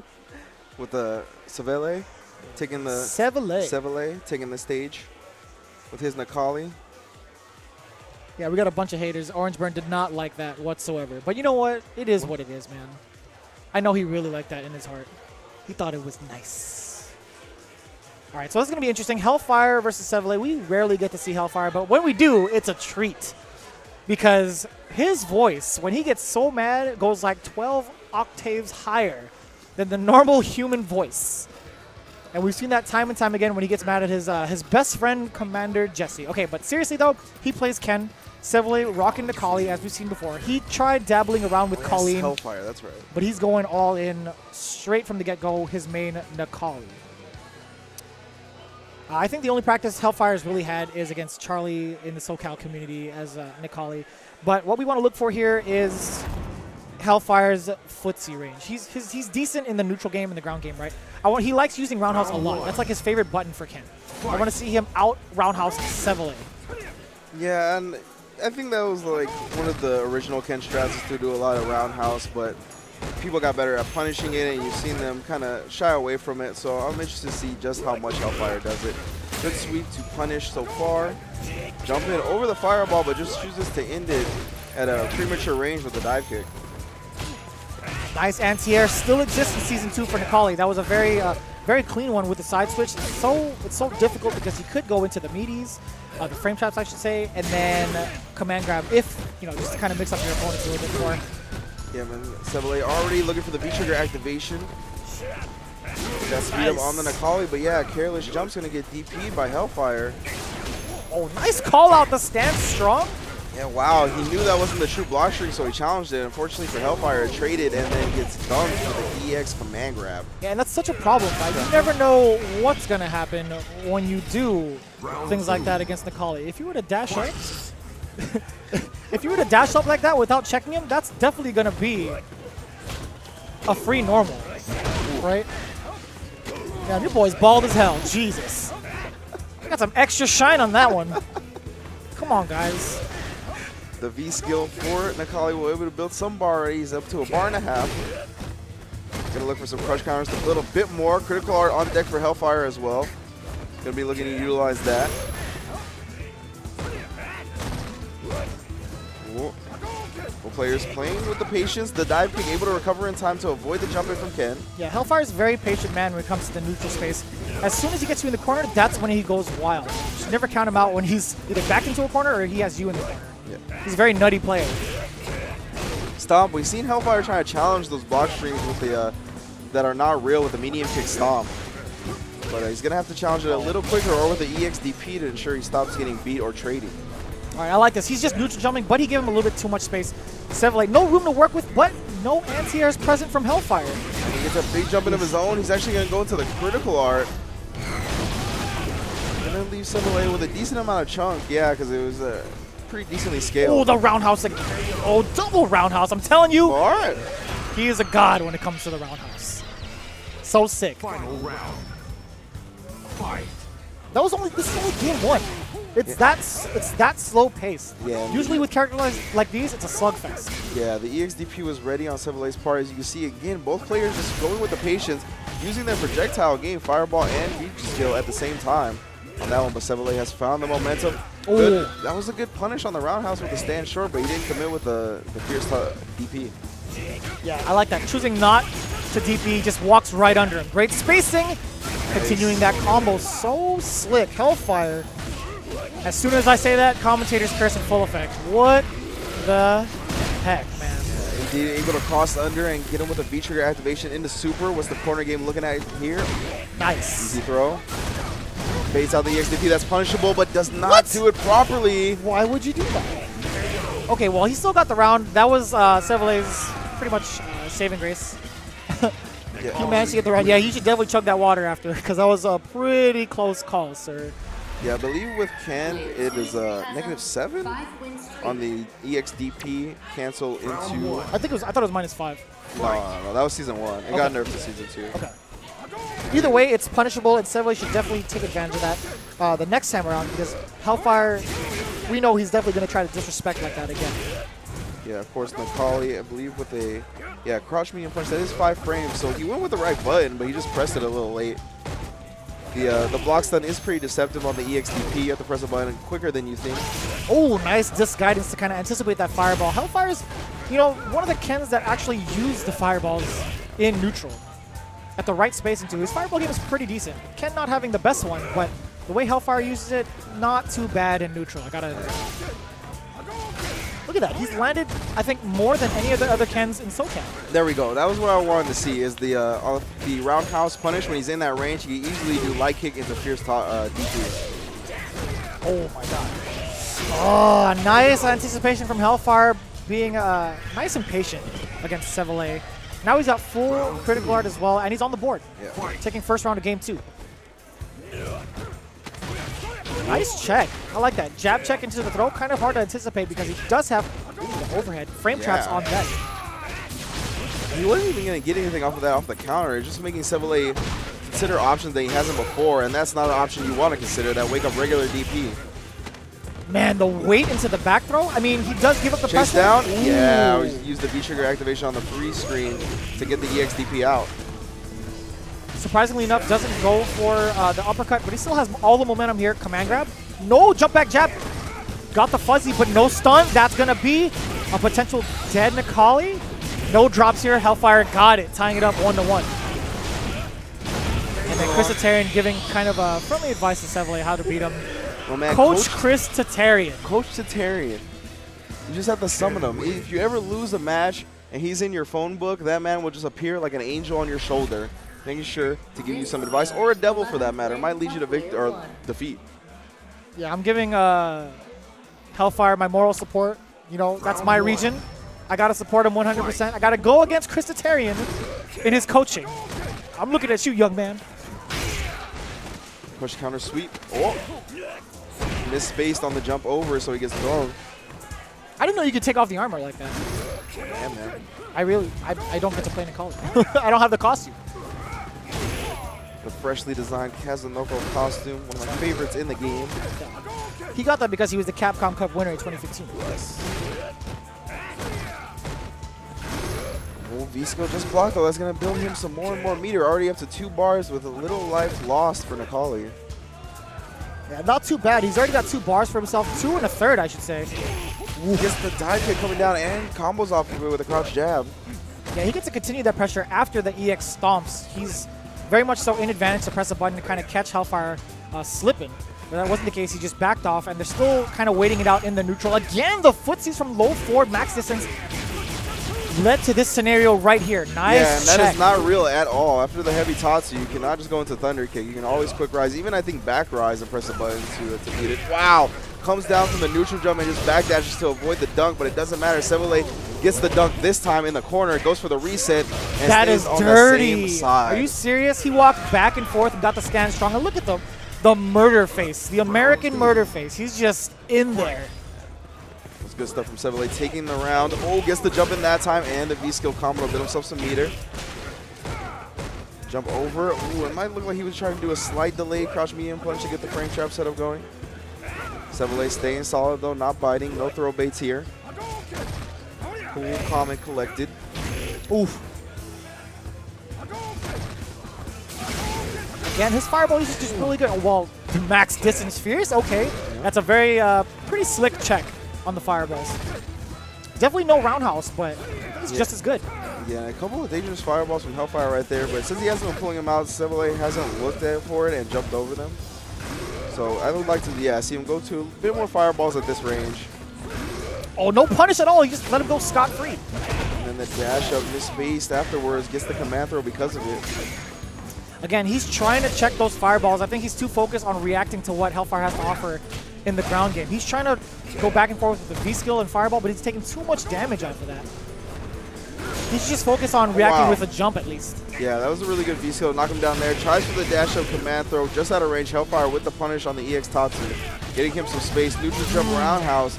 Gets a slide combo to V-trigger activation, but no fool. The safe jump setup. Hellfire on the board once again. He's taking it to match point. It's tying. It's final round is what it is. So we're going down to the last round, last match. Shoutouts to Rip. Seville versus Hellfire, of course. Glad to have him back here in Southern California after eating all the sports over in Atlanta. You know, Hellfire, he's very much so slept on as a Ken player. He doesn't get to show up to a lot of events, but when he does, it's pretty decent. And as soon as I say that, he pulls some stuff Your mouth. way out the back pocket. Shut up. Like it works. Good. That is not a real thing. Every time you've praised anybody tonight, they've immediately done something bad. I'm just going to stop. I'm just going to stop. Well, again, that is not real, but Seville is not looking to challenge. It gets cracked with the overhead. Yeah, see, if you be quiet, he can do something that's not even real. I'm just going to say it's not real the whole time. I'm just going to say it's not real. And then Seville is going to get hit by all the mix-up. Old V-trigger, or excuse me, V-reversal with such a significant life lead. Hellfire's turned into that to try to keep this control over Nakali. However, pushed to the corner after the EX disguidance. Roundhouse blocked. Yeah, out of range for the punish. Damn, did you see that check with the stand short? A measurement tool for the roundhouse. Doesn't stop. It's safe. Doesn't have a lot of health to work with. Oh, and the medium kick, the overhand. Let's go. Bruh. Hellfire with a raw neutral. That's what I'm talking about. Back medium kick. Not even the thunder that was kick. sick. That was sick. Not even the thunder kick. That option is very much forgotten by the opponents of Ken. That's -6. That's why Yeah. it's punishable, but he does it because he knows. Oh yeah. Oh, I got out of my seat for that one. That was sick. The vicious curse. Yeah, you're so clever, Kyobi. Anyways, well, damn. So that was just kidding. I'm just kidding. All right. Just kidding. Hellfire versus Seville. Again, Hellfire. When we see him come out to play, it's a show every time. Yeah. It's definitely a show every time. Yeah, he's a very entertaining player. Hellfire, a longtime Ken player for Street Fighter V, has been mainly the character ever since Season 1. Doesn't get to come out to every Wednesday night fights, but he makes it out there here and there. Somebody just called him the Asian Hank Hill. Wow. Oh my God. All right. Bodied. Either that or Justin Wong's brother. I've lost my train of thought. He looks more like Bears than Justin Wong. But anyway, man, did you see that? Yeah, I don't know if you know much about Bears, the Guilty Gear player, but there was definitely someone at a tournament that took a picture next to him while he was asleep and just said, "I found Marn." At the tournament. No. Yeah, bodied. That sucks. Big shout out to Marn also, even though he didn't make it out of E-League. They gave him an after-game interview for the Friday event yesterday. I thought you were going to say like some compensation package or something like Definitely that. Definitely not, no. Back to Vietnam. Here's a couple bucks to help you out. Nope. He had to hold that all the way to his flight back home, and he doesn't even get to watch it because apparently TBS isn't even in Vietnam. That was so good. That sucked. He was on Twitter pleading for some torrent sites to try to get an episode of the E-League broadcast. Sorry, Marn. Move back to SoCal, my friend. You won't have to go through those struggles. There's some funky things going on with production. Someone's throwing some hamburgers in the air. There's really something going on. I told you, man. The production team, they're blowing up bathrooms. They're throwing hamburgers. It's wild out here in Fullerton, California. Oh, he's looking at us. Don't make eye contact. He's looking. All right, so next matchup we have Ian versus Coup d'etat. Oh, Coup d'etat. Coup d'etat. Coup d'etat. Coup d'etat. Bison player that we saw earlier do some damage to Rip Vicious's boys from the valley, or just one. Going up against Ian Sanity now. He was going against Jevo. I wouldn't. What? Now you're trying. He's with the crew, but he's from the valley. All right. He's not with the crew yet. We're trying to recruit him. He's on my radar. He's like, definitely on my radar. You know, Problem is, it's because I haven't been able to get him to a session. So I'm not saying it's his fault. So you're trying to say that you're Momochi and he's the Kohai. Is that what you're trying to tell me right now? That is I'm the scout. I'm more like the cool gray AJ. I am the Master Splinter trying to assemble And we have Jesse as more of the Momochi role. Okay, okay. Right? All right, So that makes sense. So that makes you Choco Blanca. I got you. Anyway, sure, into this. I'll take Kudete that, versus the Insanity. The Insanity. He's on the radar. Oh, we got the UCLA Bison, very much inspired by the UCLA Birdie from Mr. Mena RD last night. Shout out to Lonzo Ball. Oh. Crush counter roundhouse with a V-skill follow-up. Build that beater. So Insanity, we know him as a Chun-Li player, and this switch up to Karen has been a very slow and steady one, right? He's been taking a ton of L's at Wednesday night fights. He's been stressing out, but hopefully, look, he's doing pretty well against I didn't even Kudeta. realize this. This is Insanity on the Karen, leaving the Chun-Li behind, much like Ricky Ortiz plans to do, much like MOV does not plan to do. That's Bay for him. Who knows? Maybe he'll do something. He did the best with Chun-Li. Yeah, out of all the E-League recent Chun-Li players. For the E-League stations. Group play. I can't even speak. But Insanity, low V-trigger left. Yeah, he lost it all. He just walked into it. He walked into the after effect of that Devil's Reverse. Yep, and the EX Fireball followed up by the down fierce.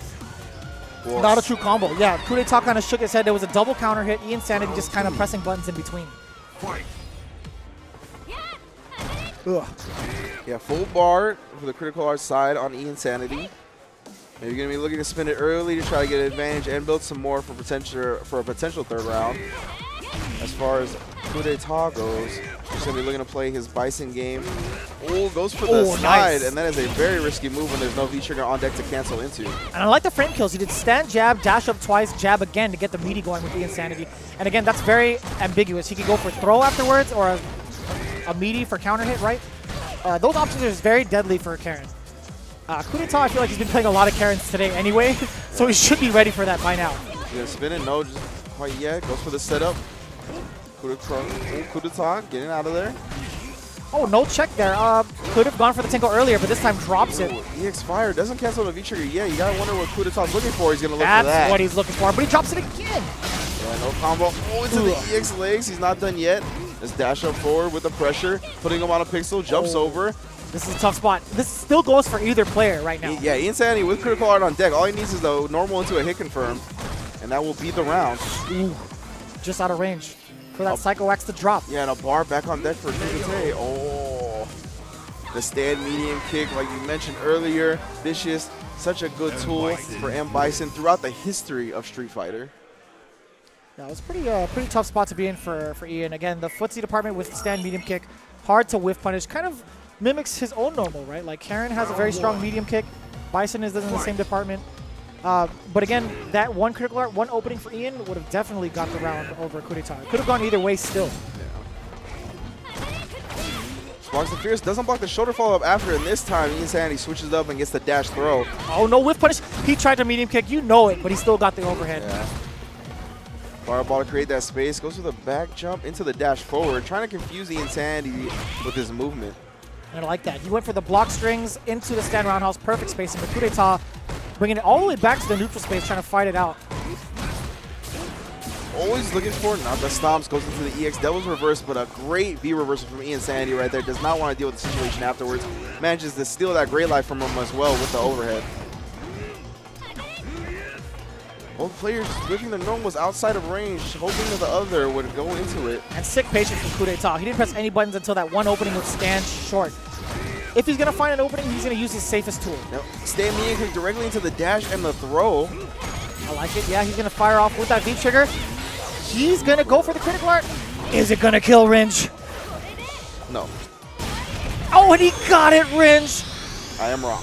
Terribly. Played the James Chen role this time. Yeah, he got him. The inaccurate prediction on the kill. And you never know with Karen because I feel like that's so hard to tell, man. It's such a hard hitting critical art. You have to really keep in mind of the moves prior to that one. Yeah. Right? So it's like either way, it's tough. Nice stuff. Block strings again. Max distance.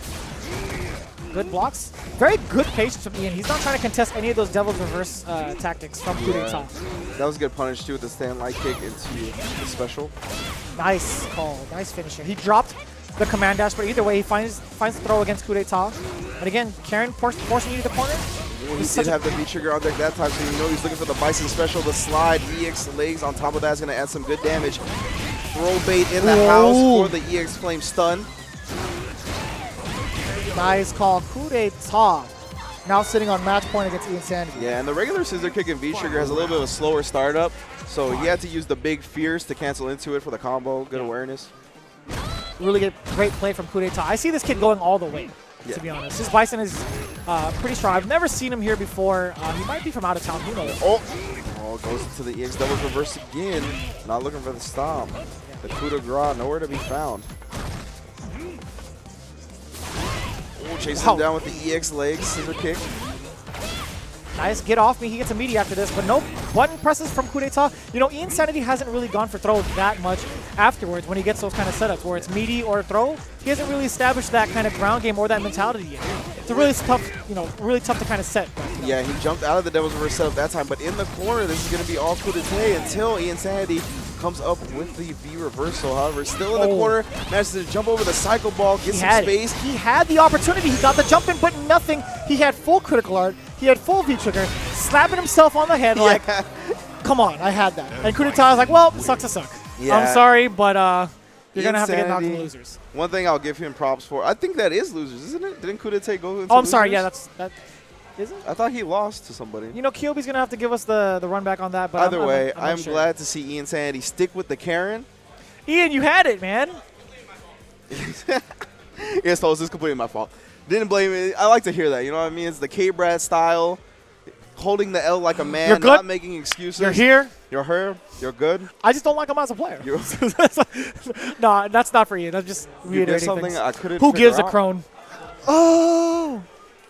So thank you all for joining us for some Street Fighter V action. We are going to continue it later on in the night, but for now, we're going to move on to some Super Street Fighter 2 Turbo. Don't go anywhere.